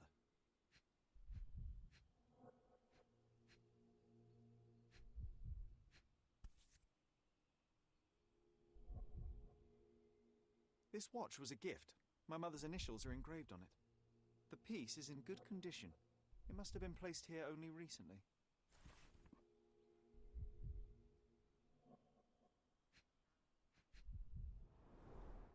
A candle in a small puddle of wax. It cannot have been lit for more than half an hour. Is this really how you want to spend this time? This is my mother's pocket watch, John. Who put it here and why? Are you not in the slightest bit interested?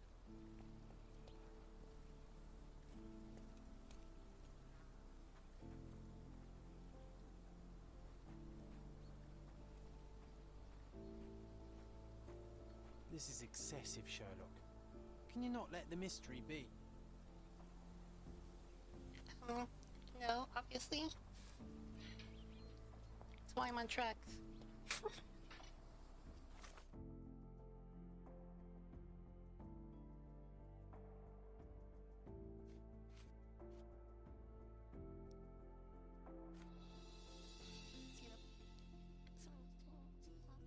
Going to my mother, she's missing.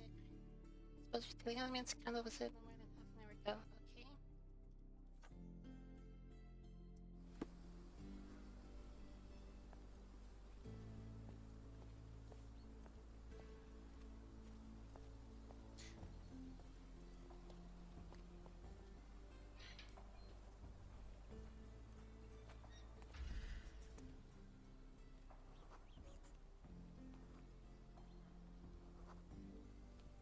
A man in fashionable shoes stood near the tomb. The size of the prints suggest he is approximately 5.5 feet tall.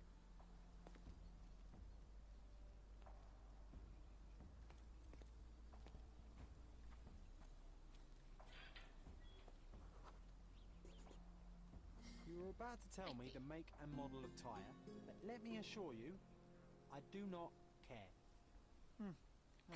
Well, it was going to be very impressive. Come on then, the trail continues ahead.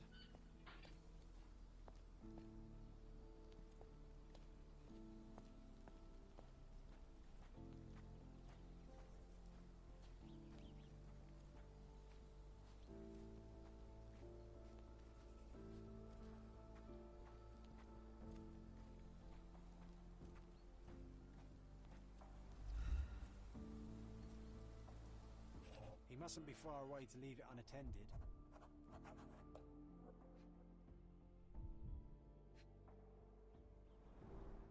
It's stained with oil paint.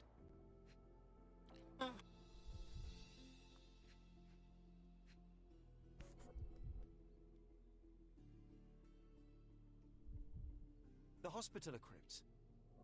If memory serves, they're located at the far end of the cemetery around an old tree. It does look like an old tree. Oh, hello.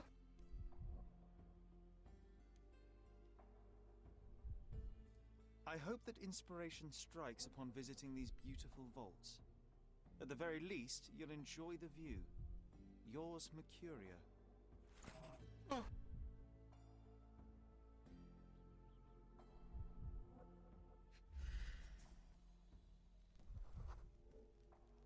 A portable easel was kept there. An artist working in a cemetery? Do you think he'd paint my portrait?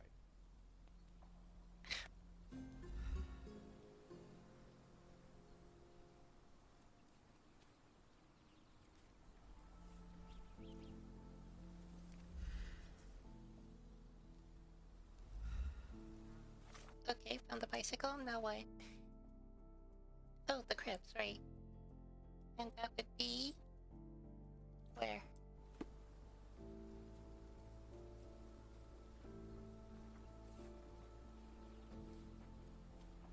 Don't mind me, sir. I'm just a loyal servant of my craft.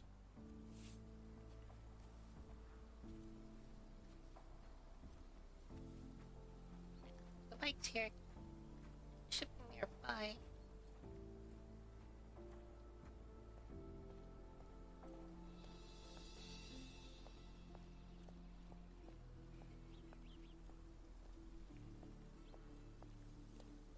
Is this familiar to you? His Majesty came out of his palace.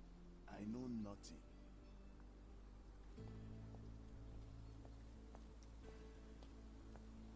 It's a very cryptic way to say I don't know.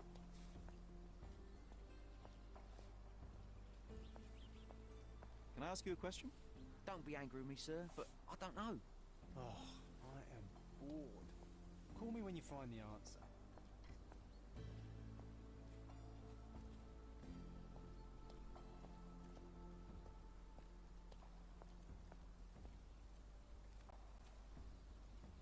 How am I supposed to find this place?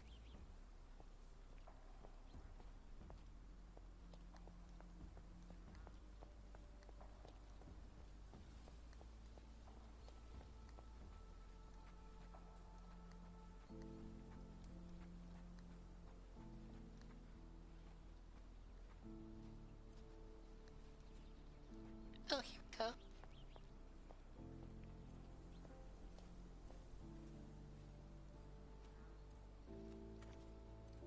Oh, it's that ridiculous artist from the hotel. Be nice, Sherry. Make friends. Great. Mr. Holmes, did you come for another portrait? No, I jest. You gave quite the performance last night. The hotel was abuzz with your name. I must say I was rather absorbed in it all. The fallibility of men. Such scandal. It was a welcome distraction. Oh, my manners. I am Werner Vogel, art enthusiast and gallery proprietor. Mr. Vogel, I was perhaps too curt when last we spoke. Speak no more of it. Travel takes it out of any man, never mind when this is your destination. Once I learned who you were, the pieces fell into place. Your mother was well liked on Kauna in her time here. I was sorry to hear of her passing.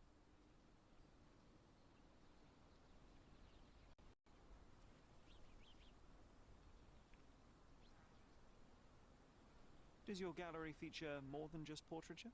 Oh, of course. We display landscapes, sculpture, modern pieces too. I am sure we have something that will move you. You must stop by. Only music moves me, I'm afraid. Then you have simply not found your artist yet. Someone whose work hits you in your core. You're still young. I am sure we'll find them. How did you come to possess my mother's pocket watch? Oh my! It is quite something to witness those powers of deduction firsthand. Yes, I left you her timepiece. After her death, there was an estate sale. All of Cordona's elite picking of her remains. I couldn't let such a lovely thing go to those vultures. When I learned your name, I could no longer keep the watch in good conscience. It is yours by right, and I knew you'd find it here. Thank you. I'd forgotten all about it, but the moment I saw it, I knew it was hers. Amazing what the young mind forgets and the older can recall. Rather odd, loitering in a cemetery. I suspect you'll win, but I'm here for my art. There's beauty everywhere if you look, even in decay. A little darkness brings out the light. Now, a diligent observer might note that you too were loitering in a cemetery. What brings you here? Closure answers penance? Closure, I suppose. And what is closure? Mere proximity? Understanding. Acceptance. You didn't understand from afar. You had to come here to accept the truth of her death? Of course I understand. She died of consumption, drowning in her own blood. Your mother? Yes, my mother. I must have been misinformed. I'd heard otherwise. Otherwise than consumption? No, you'd know better than I. I'd heard talk of a police investigation, but Cordona is a notorious gossip. And what does it matter? She's passed on either way. She has. Well, I shall intrude no longer. I'll leave you to your closure. Do stop by the gallery if your travels permit. Farewell.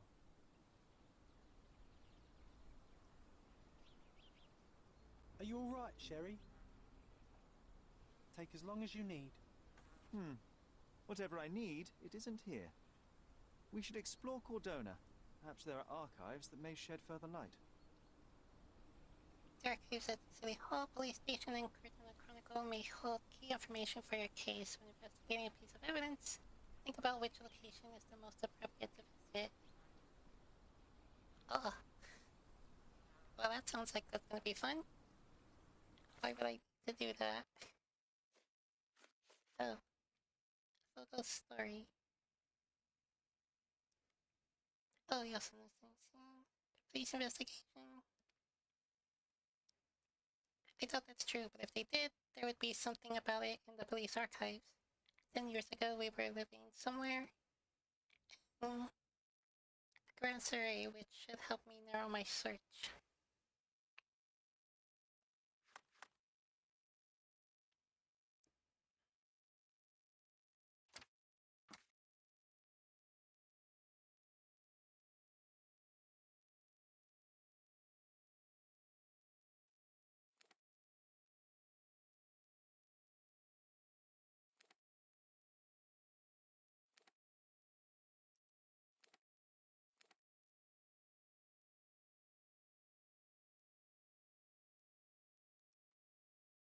It is a big map.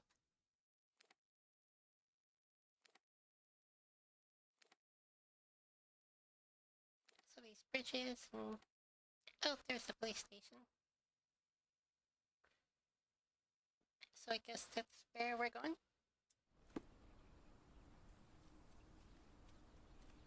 He's odd, Sherry. Even odder than I.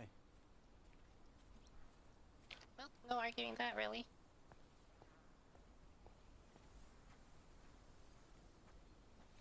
Cool. Oh, can I...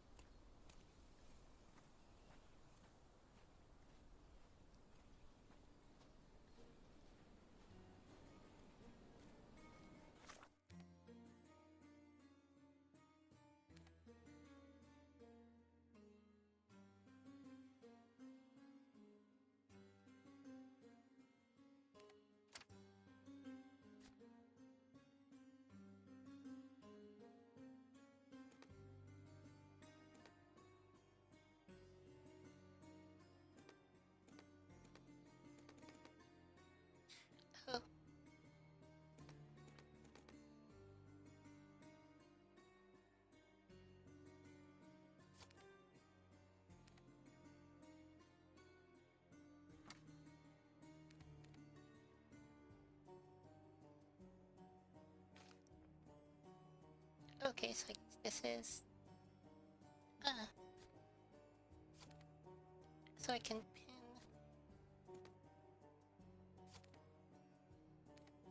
different things relating to different mysteries at different areas. This seems pretty handy. I always think when they do like checkpoint, like not checkpoint, but like marker systems and games, waypoints, that it's very like simplistic. I mean, because you might get one or two or a few, and Breath of the Wild did pretty good in that they were color-coded, so you could leave a few different ones, and I mean just kind of like, if you don't just have them be differentiated, I mean that's just like pretty huge. But yeah, this way, having them separated out by case really makes it a lot easier. Because then it's just like, oh, yeah, I want to work on this case, so I want to look at this mystery, so I'm going to go over here, and then this mystery is over here, and it just keeps on the map. Very interesting, I like that.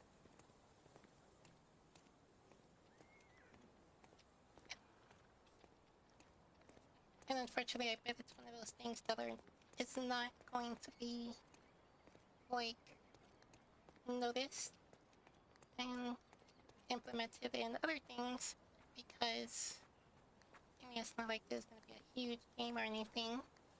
It's not like gonna, like, rock the gaming world or something. And people are gonna notice all these things. Which is quite sad.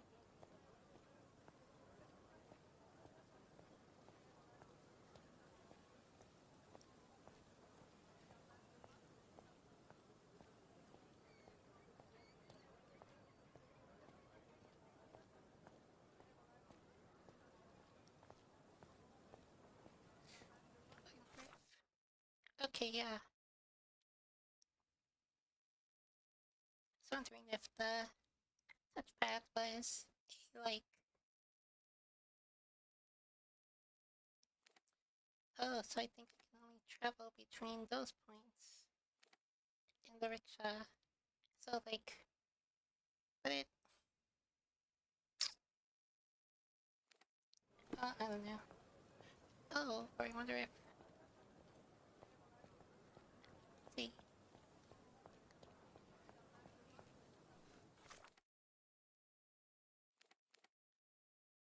Oh, that's nice. Oh wait, no I can't. Fast travel.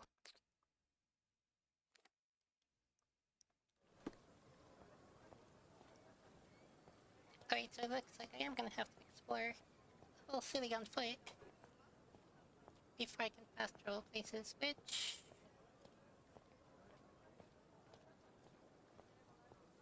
is sort of annoying.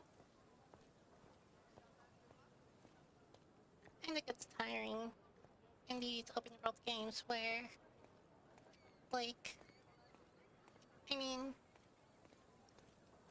I understand that, like, people worked hard on this, they built, like, this whole environment, you know, all these, like, plants, and trees, and rocks, and people, and just, like, all of it. So, like, you know, you would want people to, like, go through it, look at it, appreciate it. But, like, to make players do that is kind of BS. And really just, like, time padding, and it's just, like, not that great.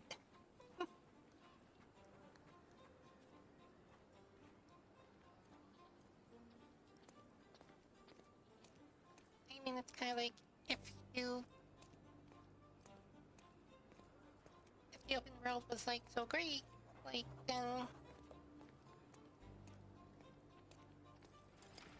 you would be confident that players would like explore it and like run through it like on their own constantly because it's just like so cool to be there. But like having a lot of oh yeah, rock on, man.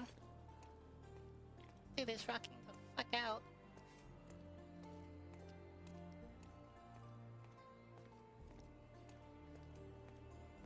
But yeah, having so many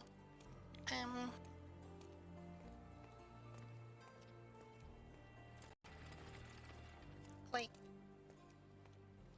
fast travel points just kind of like shows a bit of lack of confidence, I guess, in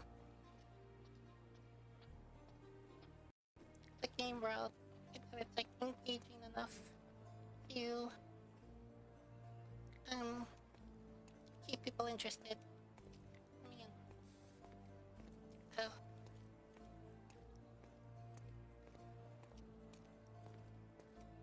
And like, I'm one of those people, like, I like to walk through an open world for like quote-unquote realism. I mean, a lot of times, like, I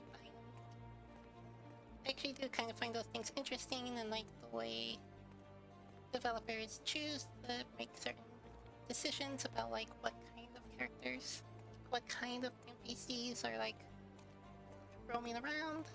If there's like street chatter, stuff like that, like what they choose to do.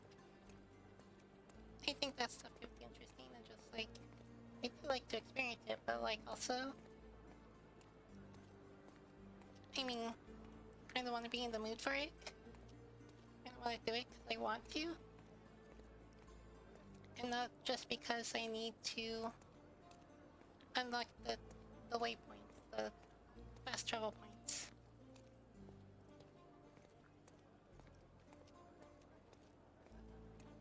Because then the walking around like becomes a task.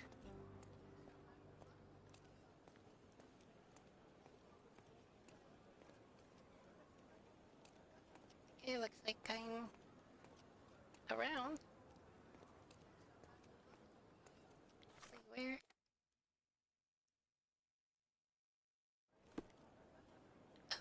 Oh, this one, okay.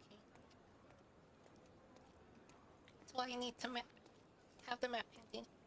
At least I can read maps. At least I'm decent at getting my orientation after I look at the map, but I need to look at the map.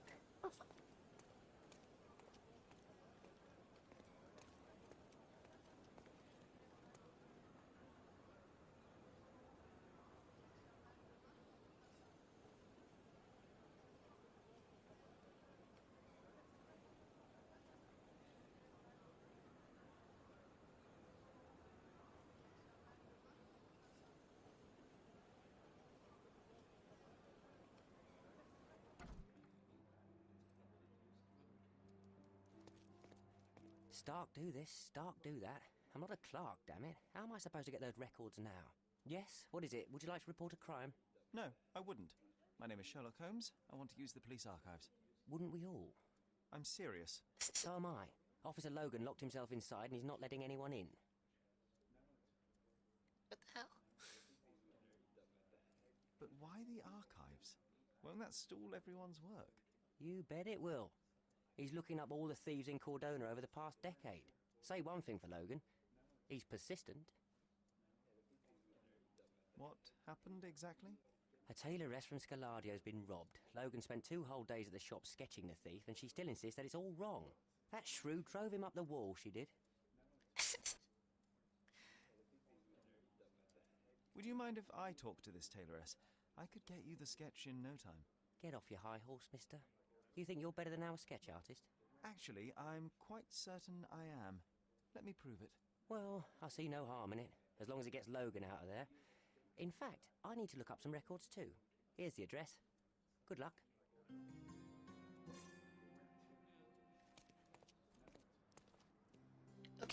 we got another mystery on our hands. Ooh, I might use that for a stream title.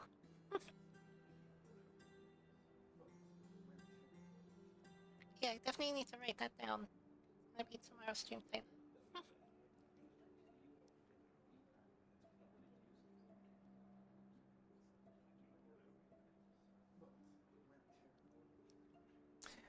Okay, do I wanna...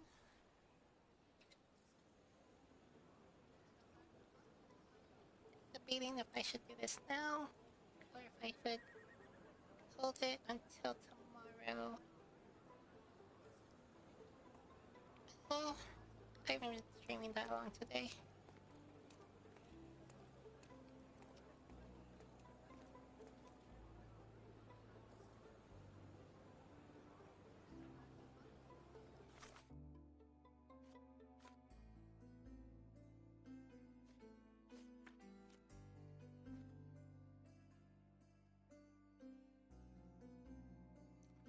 Sketchers for the Oh, my disc. The atelier is located at the intersection of Knight Road and Trinity Way in Scaladio.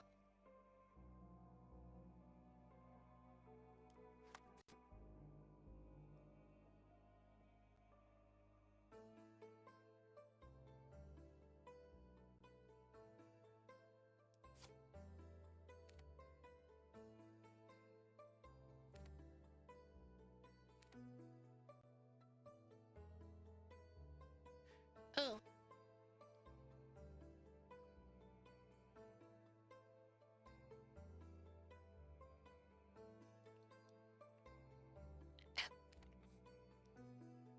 Adler Street. How many more Baskerville Street? Really? How many more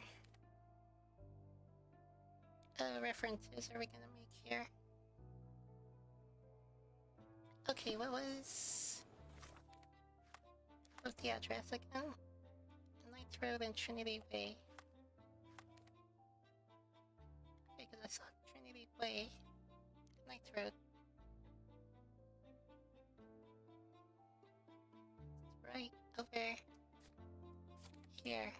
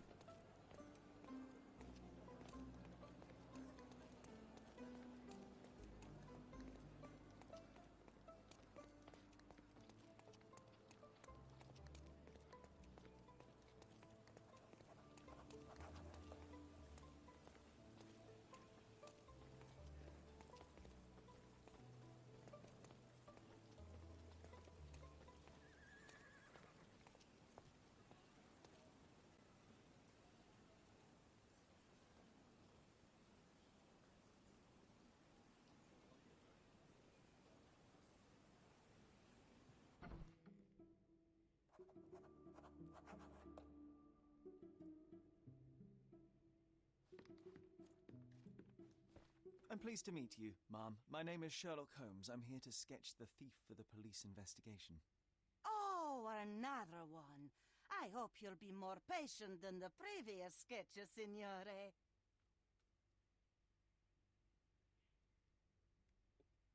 Can you describe the thief for me? He was all ugly and beat up looking. An utter rascal if ever I'd seen one. He gave me a nasty look from behind his glasses and then made himself scarce. And that's it? Could you be more specific? He was a total villain, I told you. How much more specific do you want me to be? All right, never mind. Brilliant. Great description. That's a lot to go on, thanks. I suggest we do it differently. You have a great many clothes here, haven't you? Why, of course, but they're not for sale. I only do tailoring and mending. No matter. I'll attempt to disguise myself as the thief, and you'll tell me if I get it right. As you wish, Senor Holmes. Where can I find the clothes? They're in my workshop at the back. Be careful, won't you?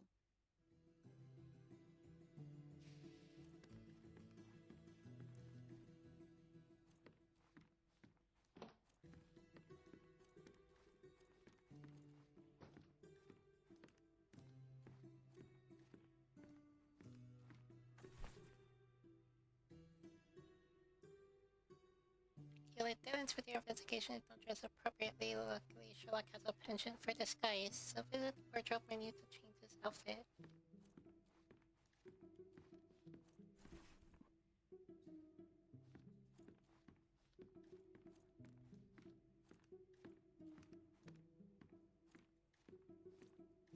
So I guess that was...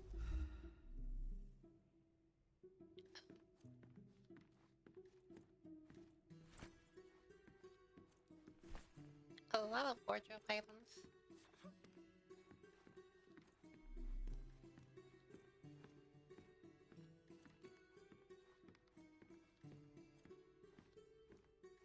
Alright, guess that's everything. What can I do for you, Sherlock?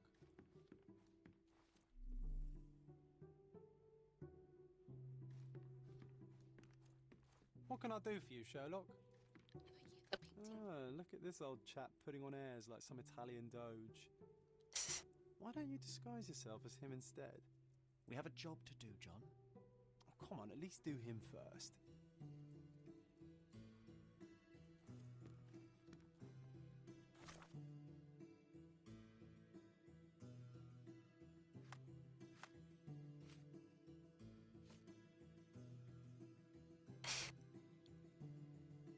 John suggested that I surprise Mrs. Nini by impersonating the man in the painting before attempting to disguise myself as a thief. He is an old man with sideburns, wearing a white suit and a top hat. It might be fun, I guess. Seems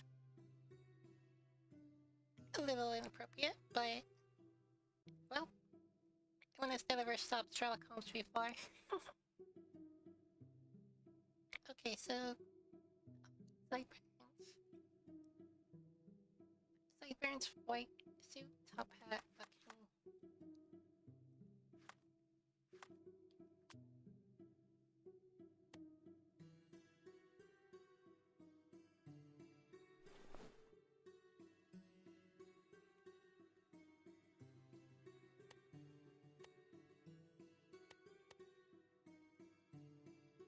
Oh, actors take different. Oh, okay. Different classes, I guess.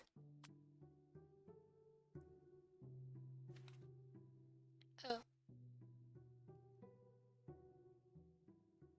When access is blocked by someone that doesn't like your look, when events in the casebook is marked with this icon. When making inquiries, but bystanders aren't willing to talk, then you must disguise yourself. It's a coin trailer ticket that you need. This is their map icon. Well,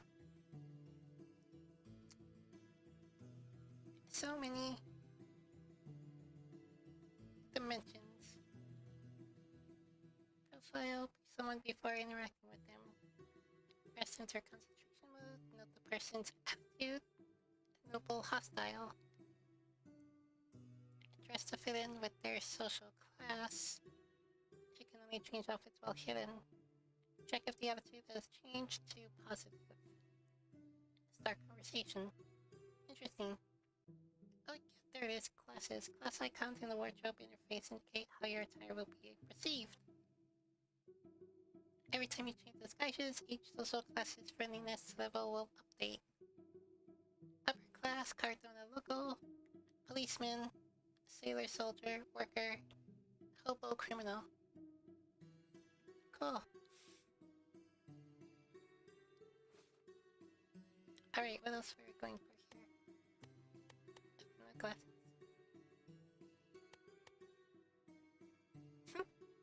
No accessories. Modesty is my middle name.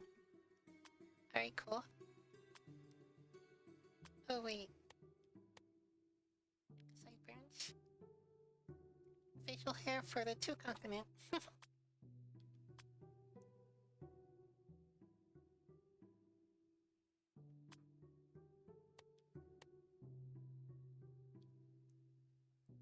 White suit, guaranteed to get dirty instantly. Ugly beige suit, the worst suit in the game. Just awful. Alright.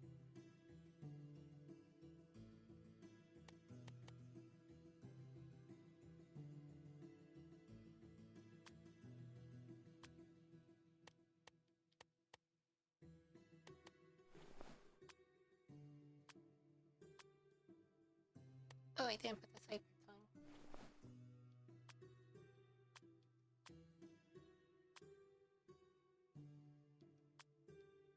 So yeah, that's it.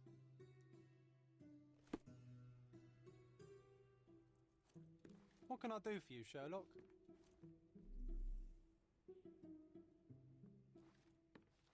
And go up there. Descriptions seem pretty sparse. Oh, but I guess I'm supposed to earn money from cases to be able to buy more clothes.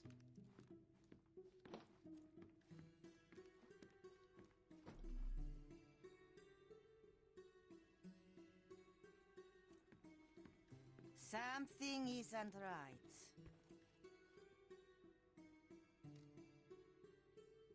Something isn't right.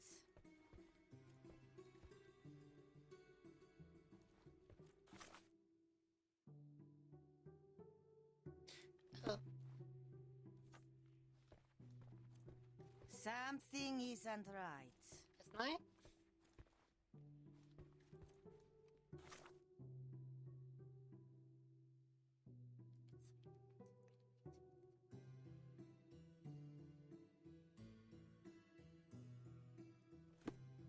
Is there something more I'm supposed to do? Oh.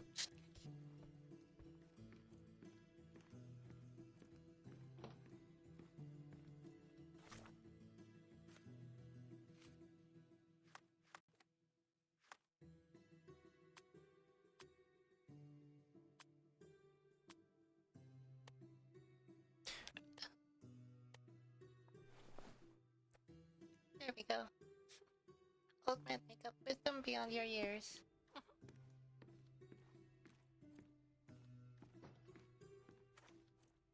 Uncle Giovanni? Oh, signore, you look exactly like my uncle. He's the grandson of the Doge of Venice, you know. I knew you reminded me of someone. You are as alike as two peas. Perhaps you have some royal blood in you, too. That is flattering, I suppose. Hey, but thanks for I the follow. sincerely doubt it, Mum. Told you, he's a doge. Now that's a deduction. He's not an actual doge. If you say so, my lord, the doge.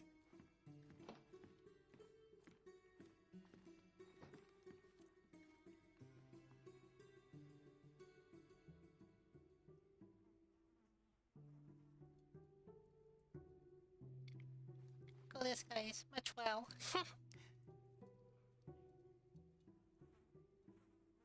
Yeah, Nero. That's cool. Hopefully it sticks. Because I have a lot of times where people will follow and then like unfollow the day after or something.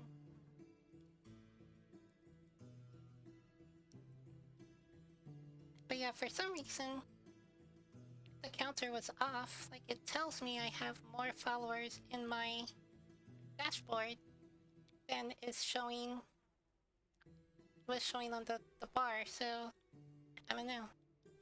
Weird. But I think they were like bot follows that got kicked out because it happened while I wasn't streaming, so we'll see.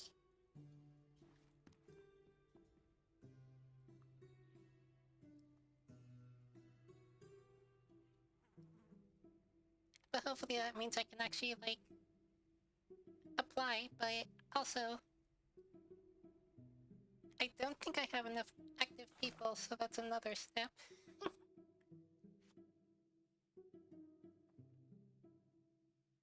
Thief looks like another rascal. Beaten up wearing glasses. Alright. So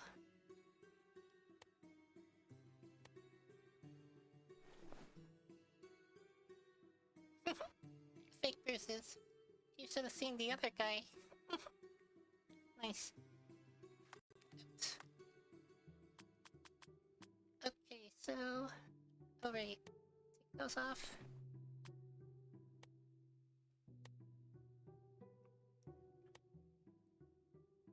Winter glasses being for the benefit of eyesight. 3 of these, okay. No judgment on glasses. Very, very nice.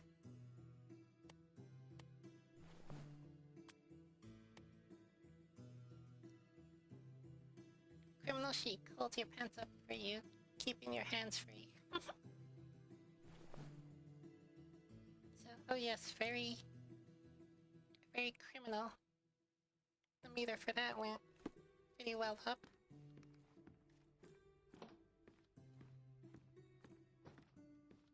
He did wear glasses, but not like those. His were angular and evil-looking. All right, I'll try another pair. The community tab is a bit off sometimes, but you can do this one because I can create for you up there too. Yeah, that would be nice. I mean, I'll have to check it again. It was surprising because I think, like, in all the time I've been streaming, for like a couple years, I only had like 1 or 2 concurrent, like, chatters. I think that's like part of the requirement to have like 3 or 4. I think it went up, or maybe 5, and the most I had was 3. But yeah, it's keep doing that.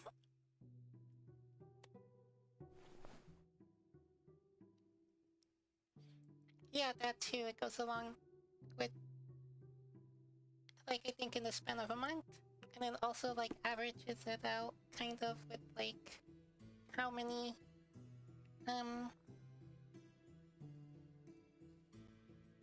how many hours you've streamed in that month. So like, if I was streaming like every day, I would need to have more viewers. Oh, because I think average viewers per stream is also a thing. Maybe.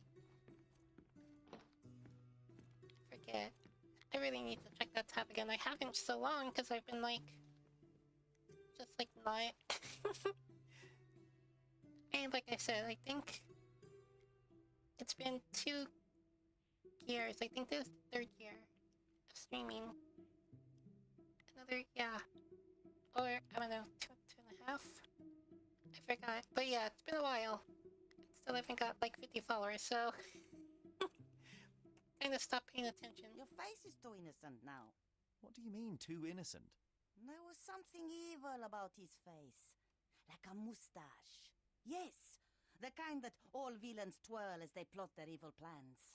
I'd say that not all villains wear moustaches, but I get your point, Mom. You watch too many movies, baby.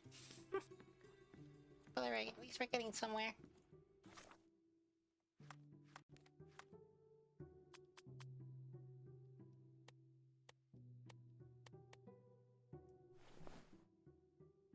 It's a very evil mustache.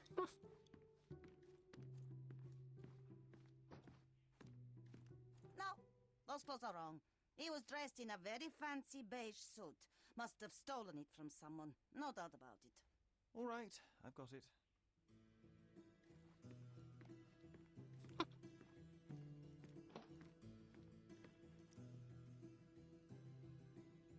Yeah, thanks, Nero. I appreciate it. Yes, I do appreciate the lurkers. For just hanging out. Huh. This guy looks... I love that description. The worst suit in the game. Just awful. This looks like...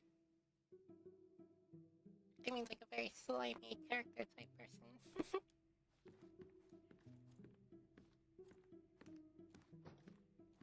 Alright, what do we got now? He was wearing a hat. Didn't I tell you about the hat? It didn't go well with his suit. That man had no dress sense at all. Well, what did it look like? Oh, just a regular hat, you know, black. You're killing me here, lady. That's what it is, yeah. Looks like he should be like hanging out near an alley or something. He's like the sleazy lookout.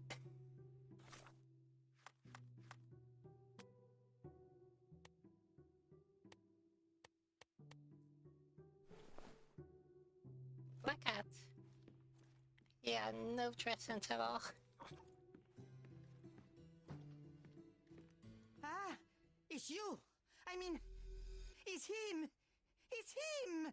Excellent. Now I can make a sketch and take it to the police. Yes, please do. That rascal is still on the loose. I hope they are better at catching than sketching. Before I go, Mum, are you quite certain that you don't have any clothes to sell? Well, I suppose you can take the police uniform. An officer forgot it here years ago, and I don't have any use for it. If you want to buy clothes, visit the outfitters. You can find them all over Codorna. I hear they even do free rentals now. Let me show you where the nearest one is. Thank you very much.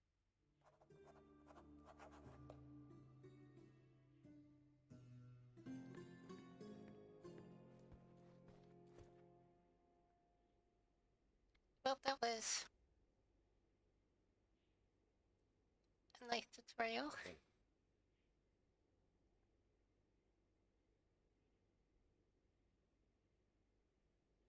Tell me it's the last piece of armor to shoot off. Why am I getting that tip? What? What is gonna happen in this game?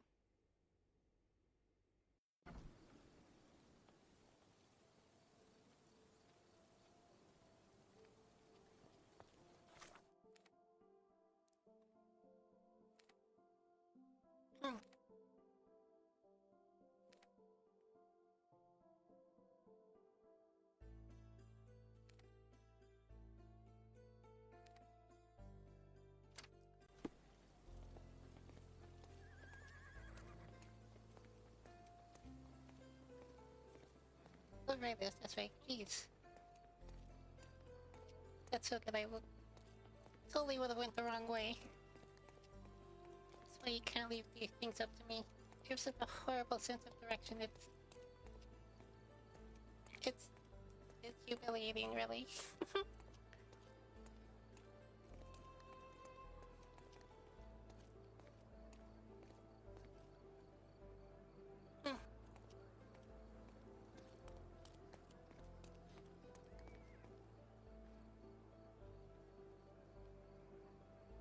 Sorry, Mr. Police Guy, here's your freaking sketch.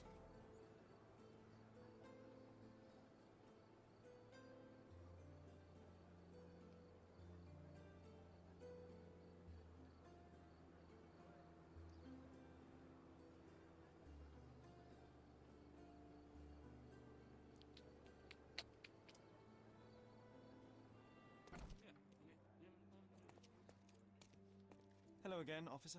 I've spoken to the tailoress and made a sketch of the thief. It was child's play. No, really? And she didn't give you any trouble? No trouble at all. She was quite tolerable. Who would have thought? Hey, Logan, we've got the sketch. Come on out. Can I use the archives now? Well, they're generally not accessible to the public. But you really helped us out, so I'll just turn a blind eye. I appreciate it, officer. What did you say your name was? Holmes? Come and see me after you're done. I may have a proposition for you, Mr. Holmes. Oh, I know where that's going. Alright, so I was like... Oh, right, 10 years ago. Grand Surrey, the investigation. Right.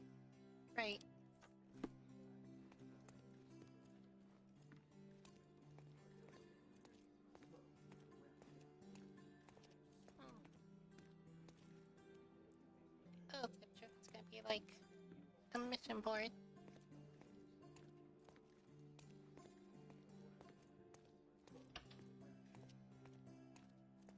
Archive.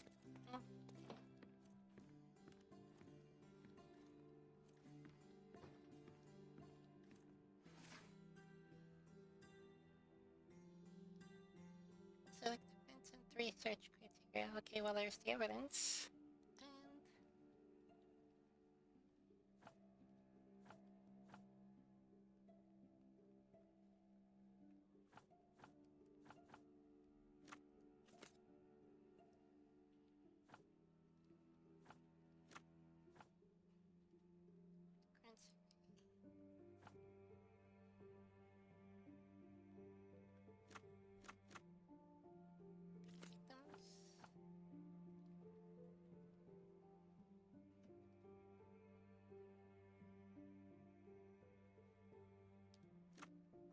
And violent crimes, I guess. All they found in the archive was an empty folder labeled thusly. Case of Violet Holmes, April 9th, 1869, Stonewood Manor, Grand Surrey. There are no documents inside at all. Seems that there really was a police investigation, yet all the case files are missing. Well, the plot thickens.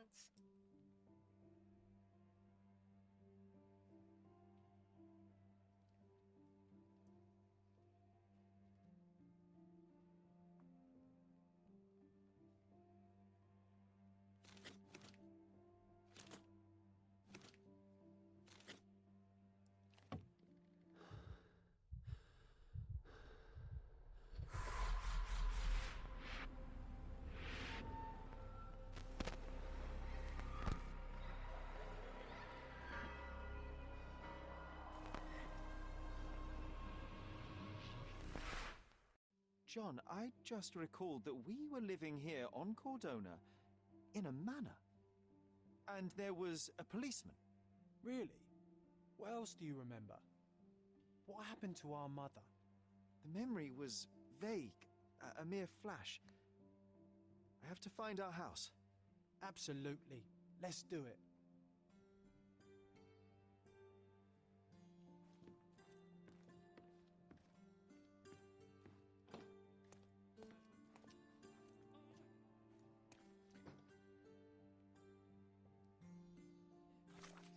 Wait, do I just know where it is, or am I gonna have to, like, do something?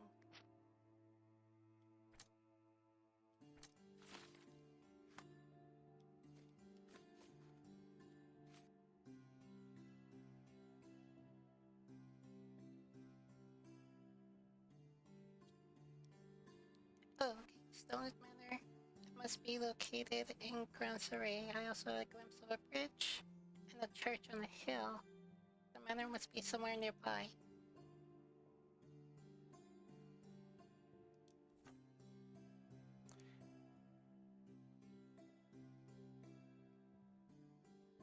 Bridge and a church on a hill.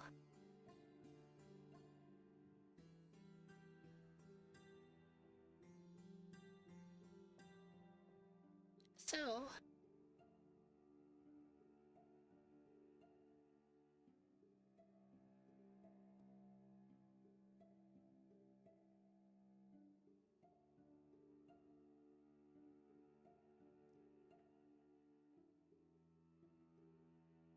oh, you know what? This kind of looks like it would be it.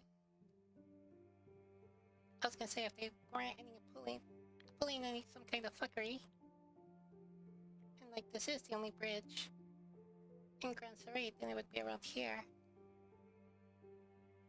And that certainly looks like a manor.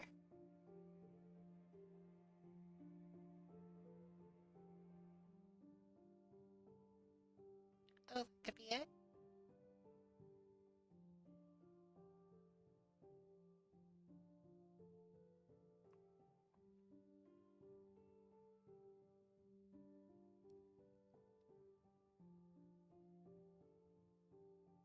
That kind of looks like it would be a manor too.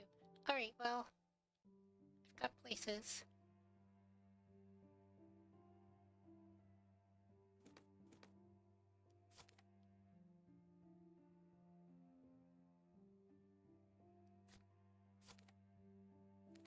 Oh, cool.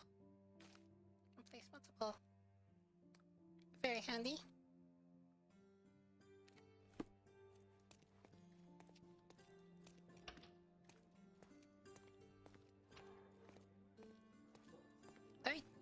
go explore the city, I guess. Oh, right. Gotta talk to this guy.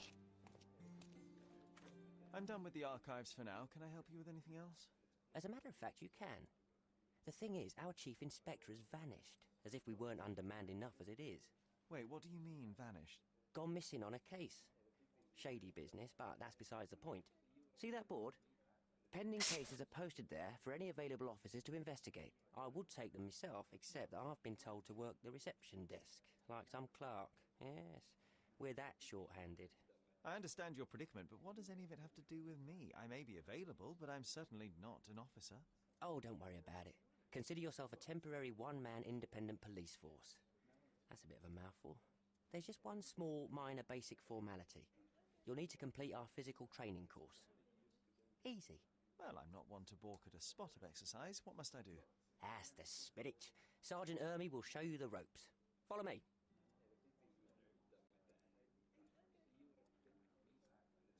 Well, fun.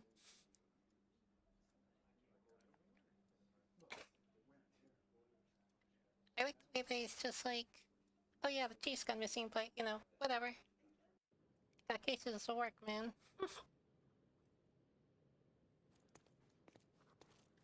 So, you're a newcomer. We must be desperate to ask untrained civilians for help. You're lucky to have a well-trained civilian with a brand new auto pistol in his arsenal. An automatic? A bit of a braggart, aren't you? Are you trying to test me already? That is why you're here, boy. I need to verify your skills before I can allow you to catch criminals. The first targets are in the next room. You know what to do with them. I'll join you in a while to see the results.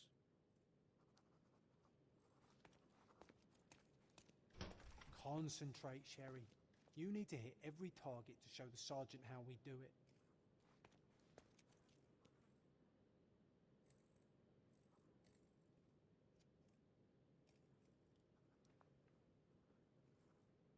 Okay, aim and shoot. Just like many other games. So what am I shooting? I see.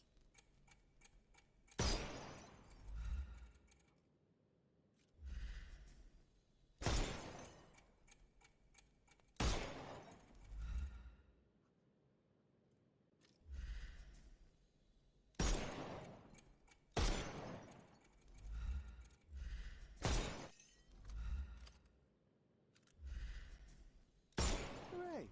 Proceed to the next room. Meanwhile, I'll fill out the paperwork.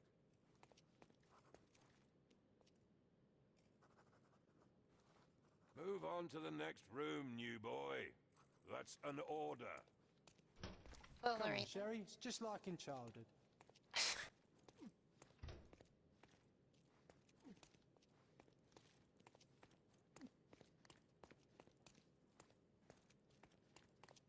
Oh, press circle. Oh, to roll. Well, aren't we fancy?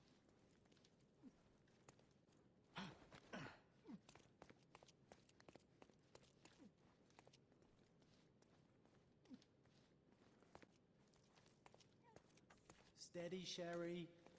Steady. And go.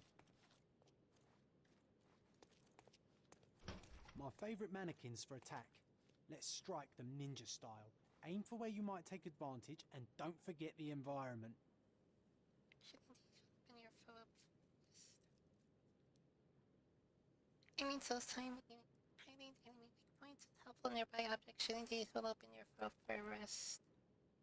Aiming at environmental objects, make sure your enemy is in proximity snuff's before you ready. fire.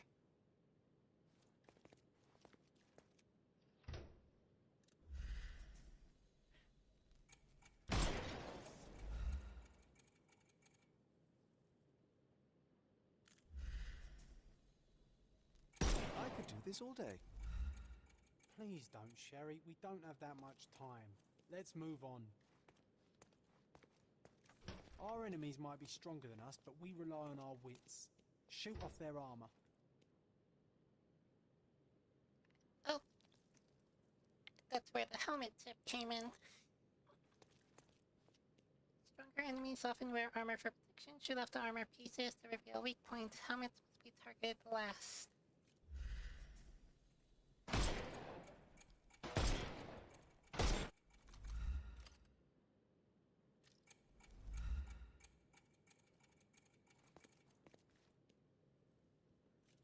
it or oh?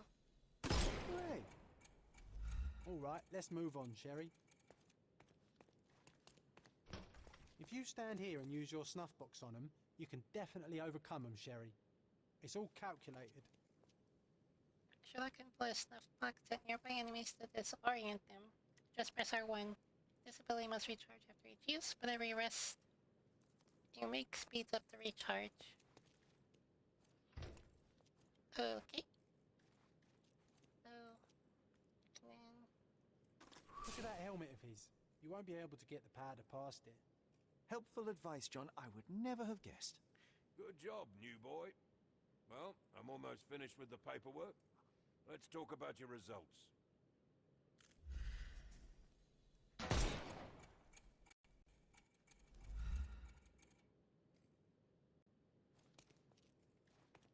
Well, I must say your results aren't as bad as I feared.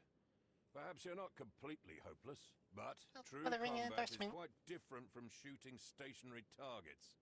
I'll handle it just as easily. Well, that's what we're going to find out. Now, we'll test you against our men. Your task is to detain them, not to kill them. So don't go shooting anyone in the eye. That goes for in the field as well. Even though you'll be working with the police department, that doesn't mean you have a license to kill. Here, take these. They are blank rounds. So, are you ready? Always ready. Then let's get cracking. Yeah, I was about to say. Talking about not shooting anyone, I was like, is this gonna be live fire? Like, what the hell? Worried? Not at all. I can hit them all with one shot. Good luck, Sherry, and remember, the surroundings are your playground. Murder is cruel and excessive. Try to arrest the enemy instead. Disorient your opponent. Getting close, then press X to arrest them. Follow the cues promptly to immobilize your foe. Alright.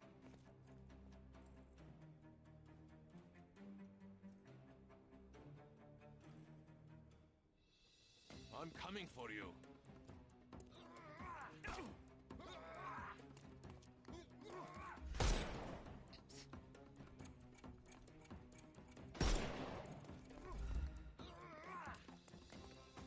Overcome him, don't rush.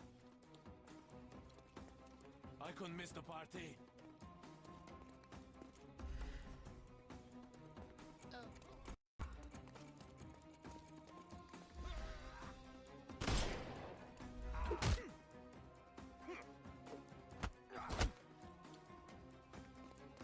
I'm coming.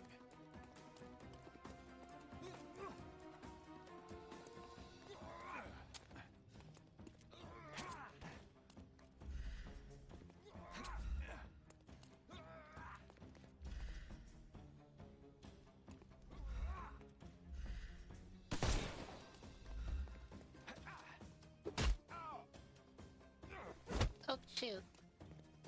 I'm coming for you. I couldn't miss the party. Alright, so now what am I supposed to do?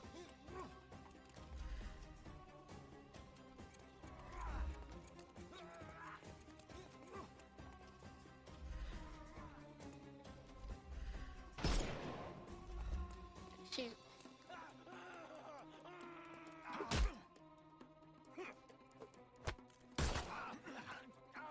Don't bother moving.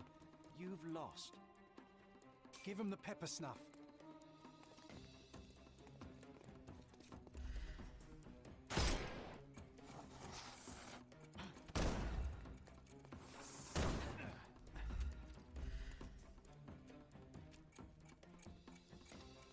Oh shoot, for to reload.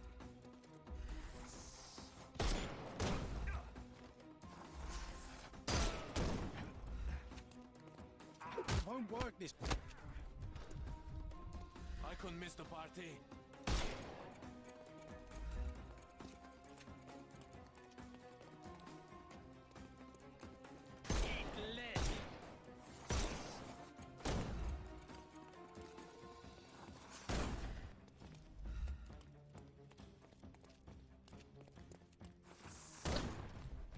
Hey, he wasn't looking at me.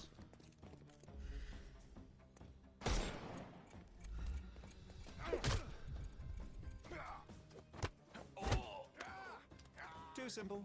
The snuff's ready.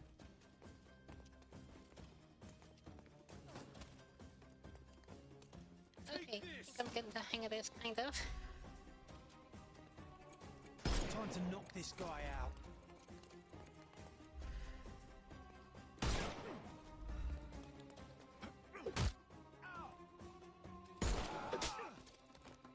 Don't cry, you'll...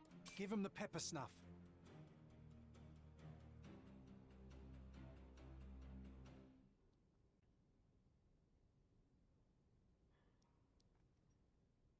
Well, that's a really interesting take on combat.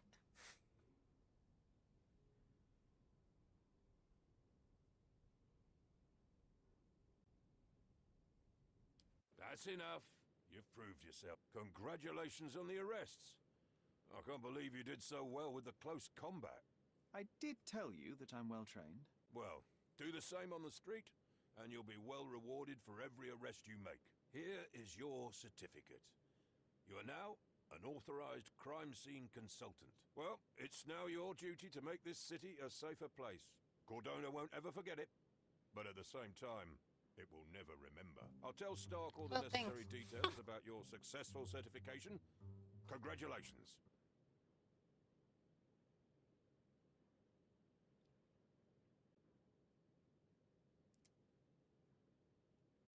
Now you're a certified crime scene consultant. Congratulations. Thank you, my friend. Now, shall we head for Stonewood Manor? Don't know. You have the whole island to investigate. It's all up to you.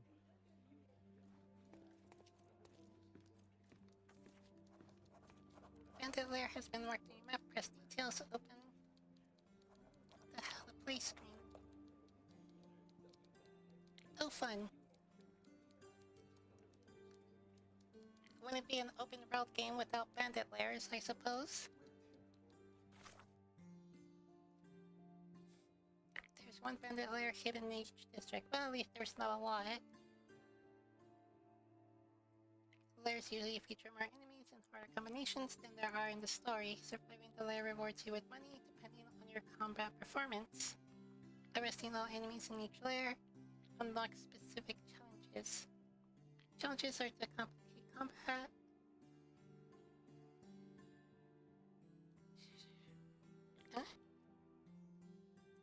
Challenges are to complicate combat. They can affect health replenishment, remove convenient objects, etc. Unlock and activate as many challenges as you can handle to earn one of 5 ranks. Each successive rank grants a higher coin award multiplier. You can spend your hard-fought money to buy unique costumes from traders in the city. Okay, so that's what this is all about. You cannot skip the combat inside bandit lairs, but you can choose to not engage with them at all. Oh yeah, because they're like side quests. Cool, well then. Any progress with the case, Mr. Holmes?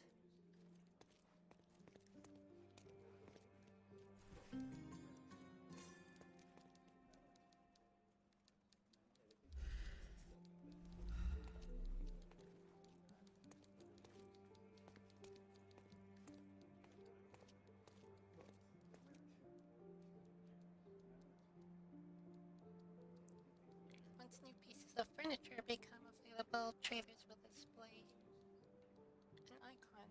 Huh. So I guess I can decorate my hotel room?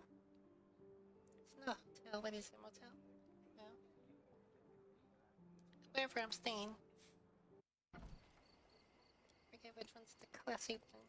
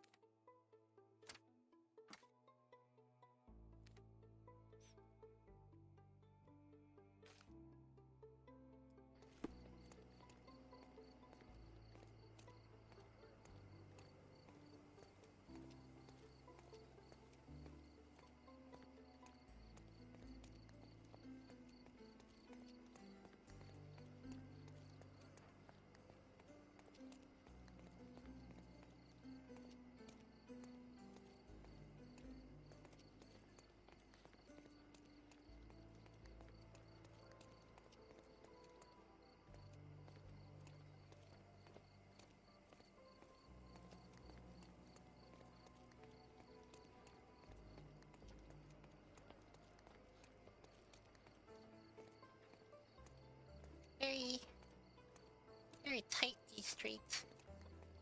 I guess that is how they built them in the old world.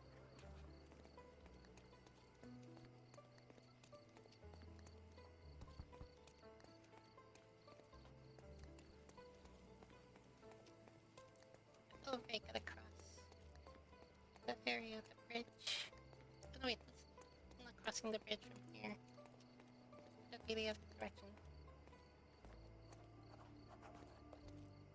Foundry Square.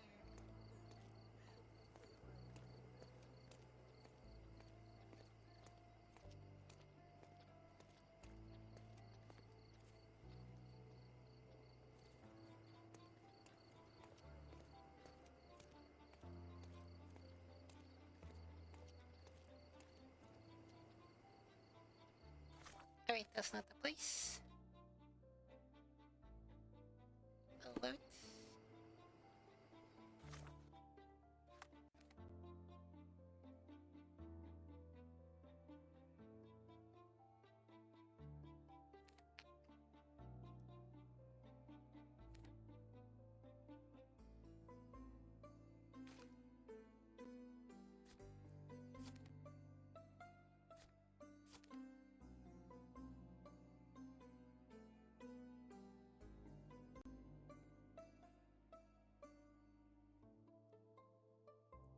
That looks too big.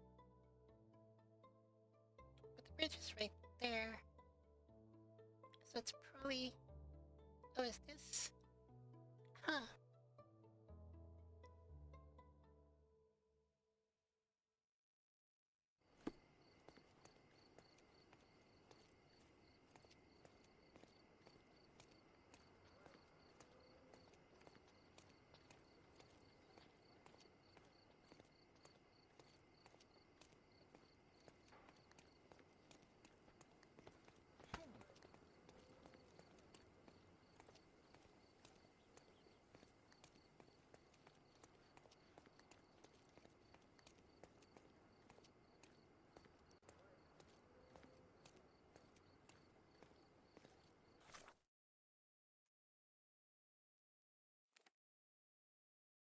Nope, that's not it.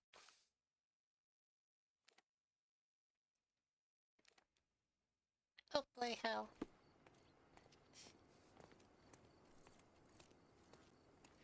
Okay.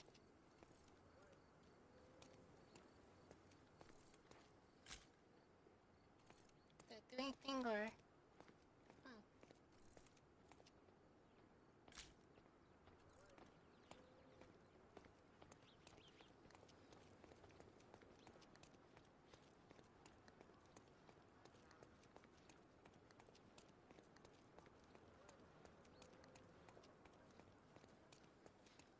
I mean...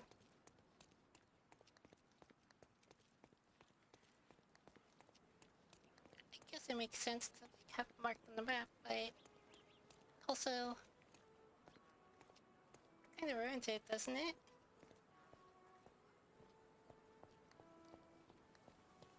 I mean, I was kinda looking for it on my own, and then I noticed a huge freaking map marker. I was like, oh yeah, here it is.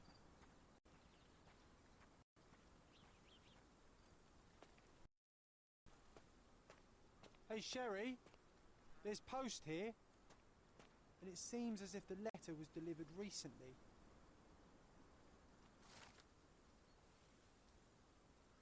My brother, my craft setter.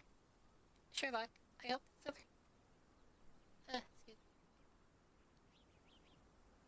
I hope this error does not reach you, for it would mean you have committed to your absurd flight of fancy. The past is the past. To expend any more time and energy retreading one's steps is at best childish indulgence, and at worst, pathological weakness. Consumption is an ugly end, and you were better off for not witnessing it despite all your protestations. One presumes by now you have visited our mother's final resting place. I trust has satisfied your impetuous impulses, and frees you to return to London at once. It is time to turn your back on what was, and help to shape what could be. The nation needs you. Mycroft. Yeah, no thanks, I'm not... Not into your After government reading job. that, I am even less eager to return home than before.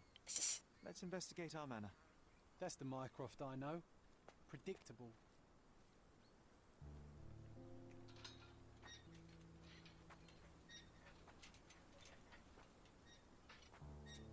Yeah, no about Queen and Country over here. It's American. There she is. Our old manor. It's smaller than I remember. You were a couple of feet shorter back then, Sherry. Or maybe it's bigger on the inside.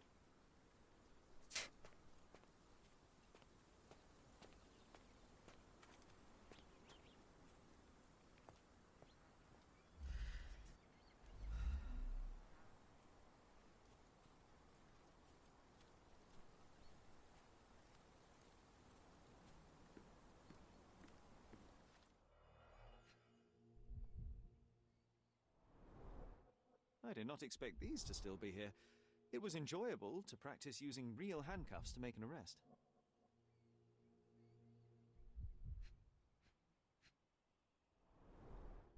An irreplaceable tool for catching a thief.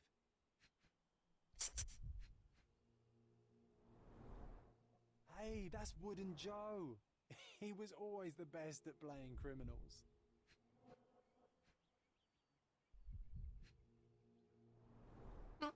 And this must be the reason our suspect was apprehended. Wood and glass, very precious. Partner in crime.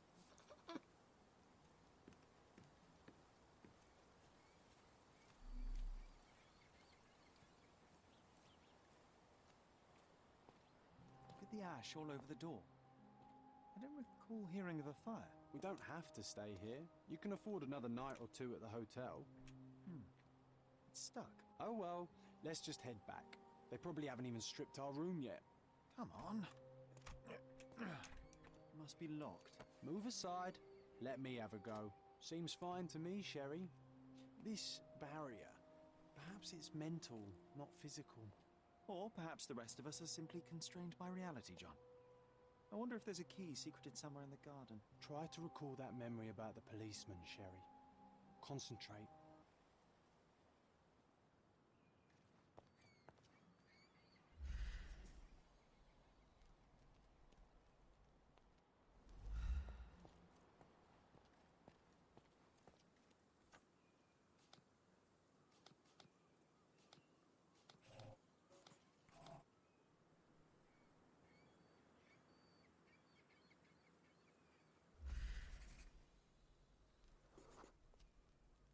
The policeman brought us both home, John. That's why he was here. I'm pretty sure he brought something else with him too. Do you remember what it was?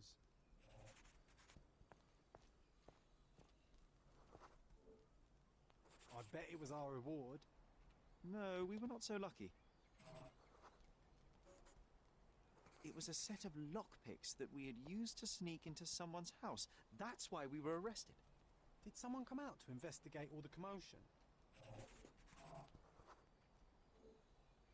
It was Mycroft.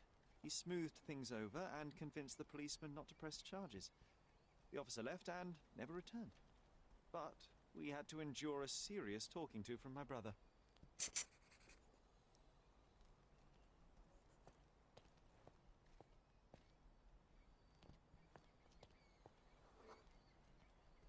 Mycroft wasn't happy about the fact that we were arrested. It felt like he lectured us for hours. Did we give him something afterwards, Sherry? Oh, yes. Yes, now I remember. It was a letter. That's why we snuck into the house. Mycroft asked us to. He wasn't angry we stole, but that we got caught. Oh, that's right. It must have been only a couple of months after we moved to Cordona. Ugh, the good old days. Whoa. How very odd. It appears that memory stood between me and the manor. It's as if my mind palace had seeped into the real world. This deserves further investigation. Perhaps there's more to discover inside. As long as there is a comfortable place to put my feet up, I'll be happy. Maybe a chaise longue. Aha! In we go. Well, that's not strange.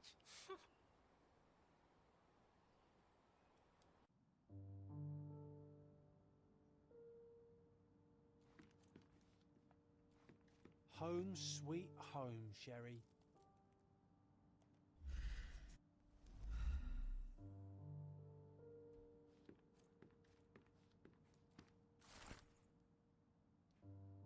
Auction notification. We have been instructed that a public auction will take place on 20th July at Stonewood Manor.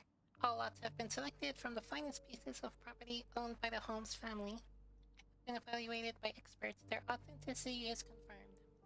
And I was wondering why it's so empty in here. There may be a small chance that some of our property could be found among local traders' wares. It is worth a look, wouldn't you say? Find furniture traders across the island to acquire items for your manor. Their stock updates frequently, so keep an eye on the map for notifications of new deliveries. Cool, I guess. Oh.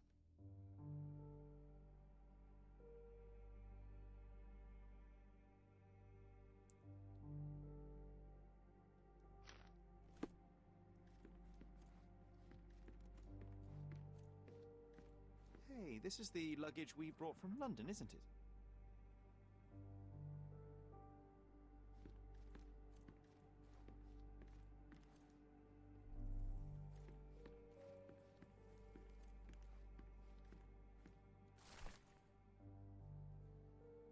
News of Violet's death, 10th April 1869.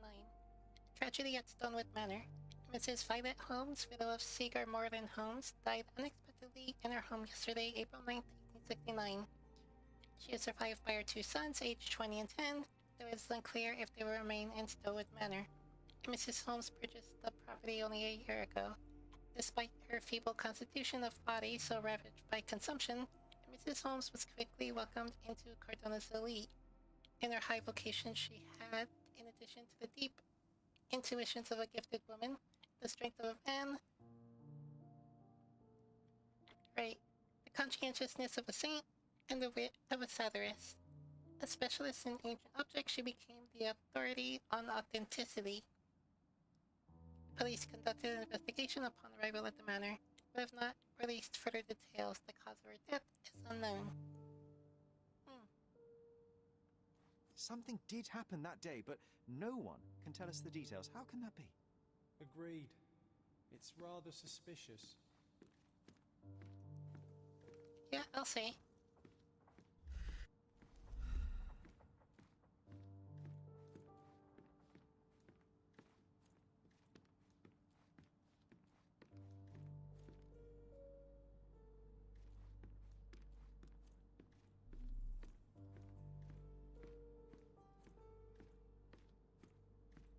One of the first things I saw when entering this house as a child. It's like deja vu. Mycroft's umbrella, the only outgoing thing in his wardrobe. Another memory incoming, Sherry. Strange. I struggle to recall anything about the day we moved in. The only detail I'm sure of is that it was raining early that morning.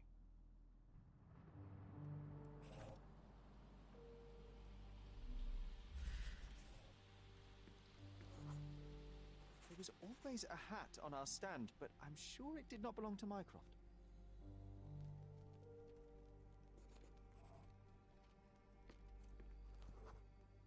Our mother brought a slew of belongings with her. She refused to leave a single thing in London. Mycroft had to spend the whole day dealing with it.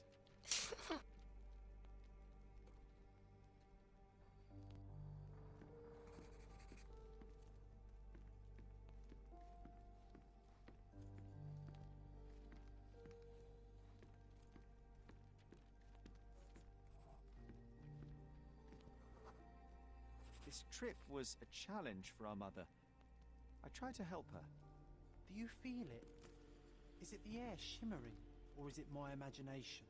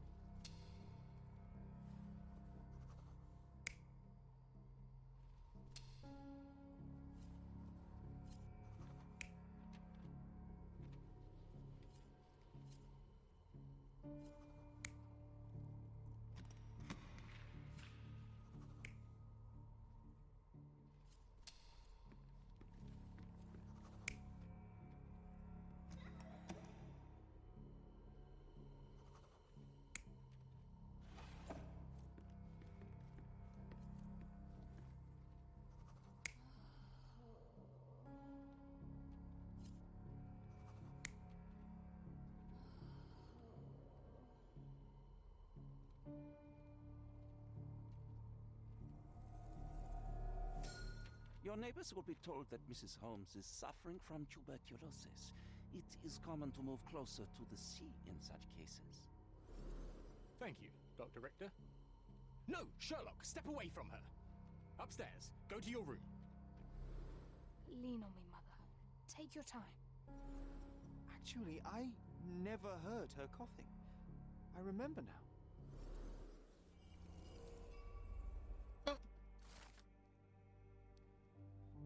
Arriving at Cordona, we arrived in the early morning of a rainy day. Sherry's mother was weak and unsteady, so we tried to help her. Mycroft was very serious while dealing with luggage. When he saw Sherlock trying to help his mother up, he commanded him to go upstairs to our room. The last person to arrive was the doctor, Otto Richter, who said that the neighbors would believe that Vias had tuberculosis. Sherry just realized that he never heard her coughing, which is quite unusual. Oh, I feel dizzy. It's stuffy in here, isn't it? John, are you all right? I'll be okay in a minute. How about we find our room in the meantime?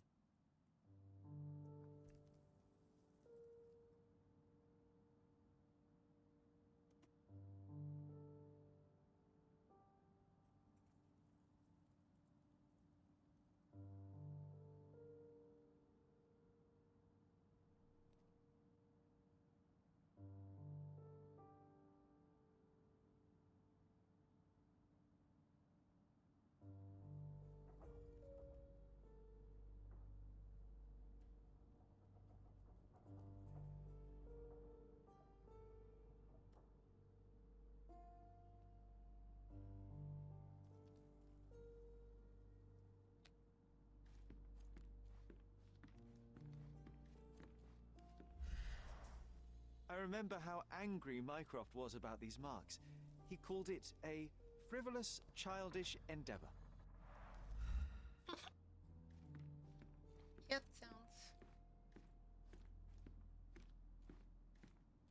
sounds like it. Sounds right. Sounds like Mycroft. Look at this. It's like traveling 10 years into the past with a single step. Oddly satisfying.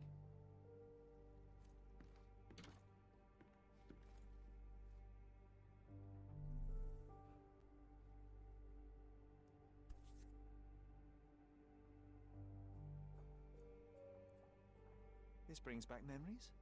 We used this old diary to keep track of our adventures. I think it was my father's. One of John's first pictures. I think this was supposed to be Mycroft. He really has improved his skills since then. John, do you think we can visit some of the places mentioned in the diary for old time's sake? Why not? Nothing like a stroll down memory lane. Note down the places you'd like to visit, and I'll add what I remember of them. I'll never forget how challenging it was to obtain this simple sketch. Oh, these must be the notes of my earliest observations. We wanted to locate a particular dog we'd spotted, and we met it, didn't we?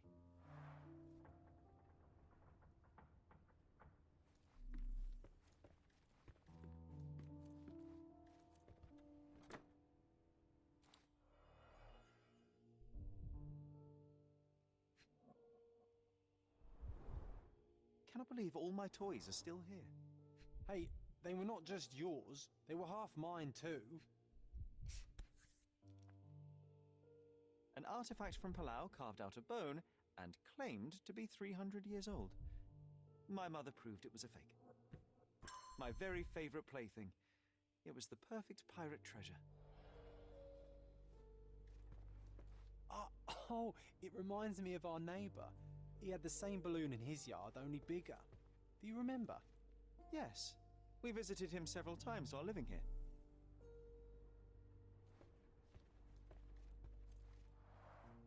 The first chemical laboratory I ever made. I almost miss its elegant simplicity.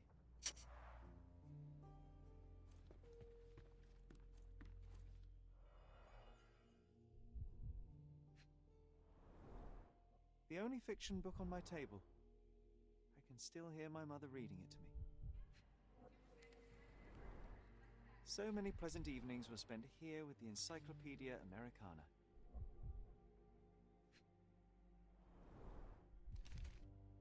Interesting. What's that over there?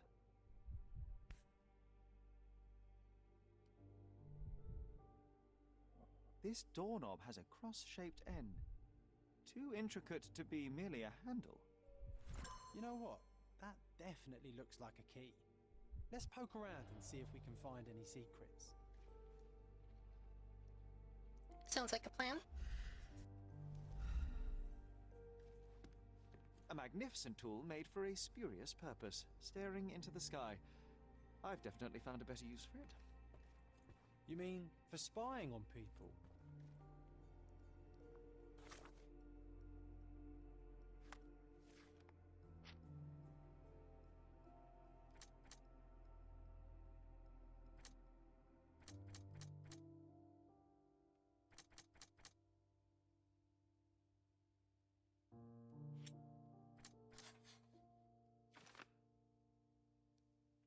Mike hid the truth about the death of our mother and lied when he told me that she died of tuberculosis. Yes.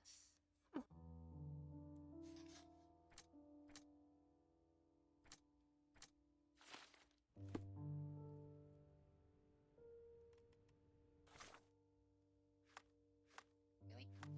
What else can I...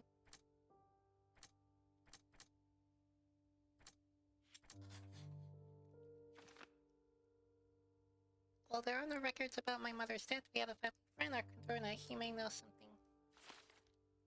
Sounds like a plan.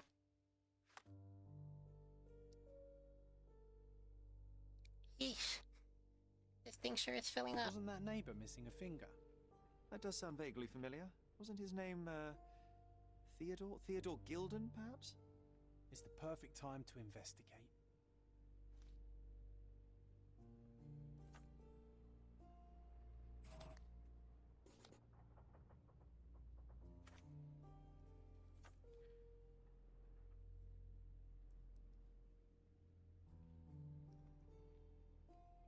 Okay, well...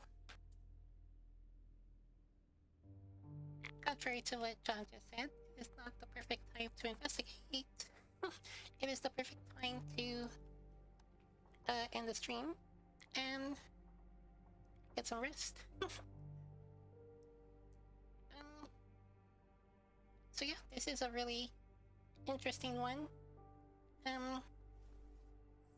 Gee, it's gonna take me a lot longer to finish than I thought, because they're really leaning into like this open world aspect, which I'm not too wild about, especially since like there have been a few games that have come out recently. I mean, for a while, really. And, you know, it's all, like, open world stuff, like Far Cry, and things like that, and it is just so, like, exhausting to play those games, because they just, like, take up your time for, like, no good reason. And I feel like that's what they're doing here. I mean, it's kind of cool in that it, like, flows really easily. And it's just like, you're just going around, picking up random, like, cases, I guess, and walking around, investigating. It does feel a little more natural than like the last game, where you're at a place, and then you jump to another place, and then like you do stuff there, get the evidence, and then you jump to the next place. Yeah, I don't know.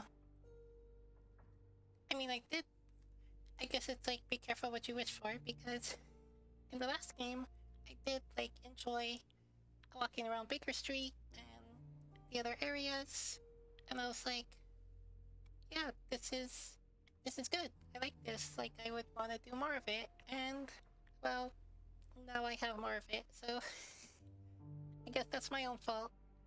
Careful what you wish for. So yeah, if you enjoyed what you saw here for any reason, don't forget to like, comment, subscribe, follow, hit the bell for notifications. I'm on Twitch, Twitter, and YouTube with Jinx.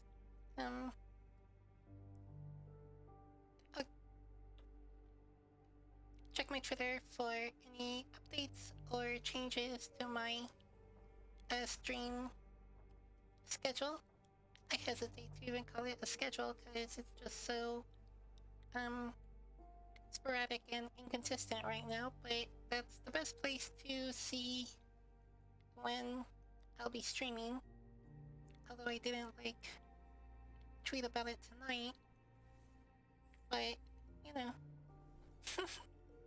I'll try and get better about that. And yeah, thanks for hanging out, Nero.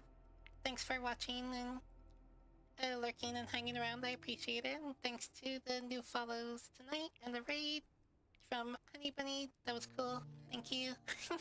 Always appreciate it. And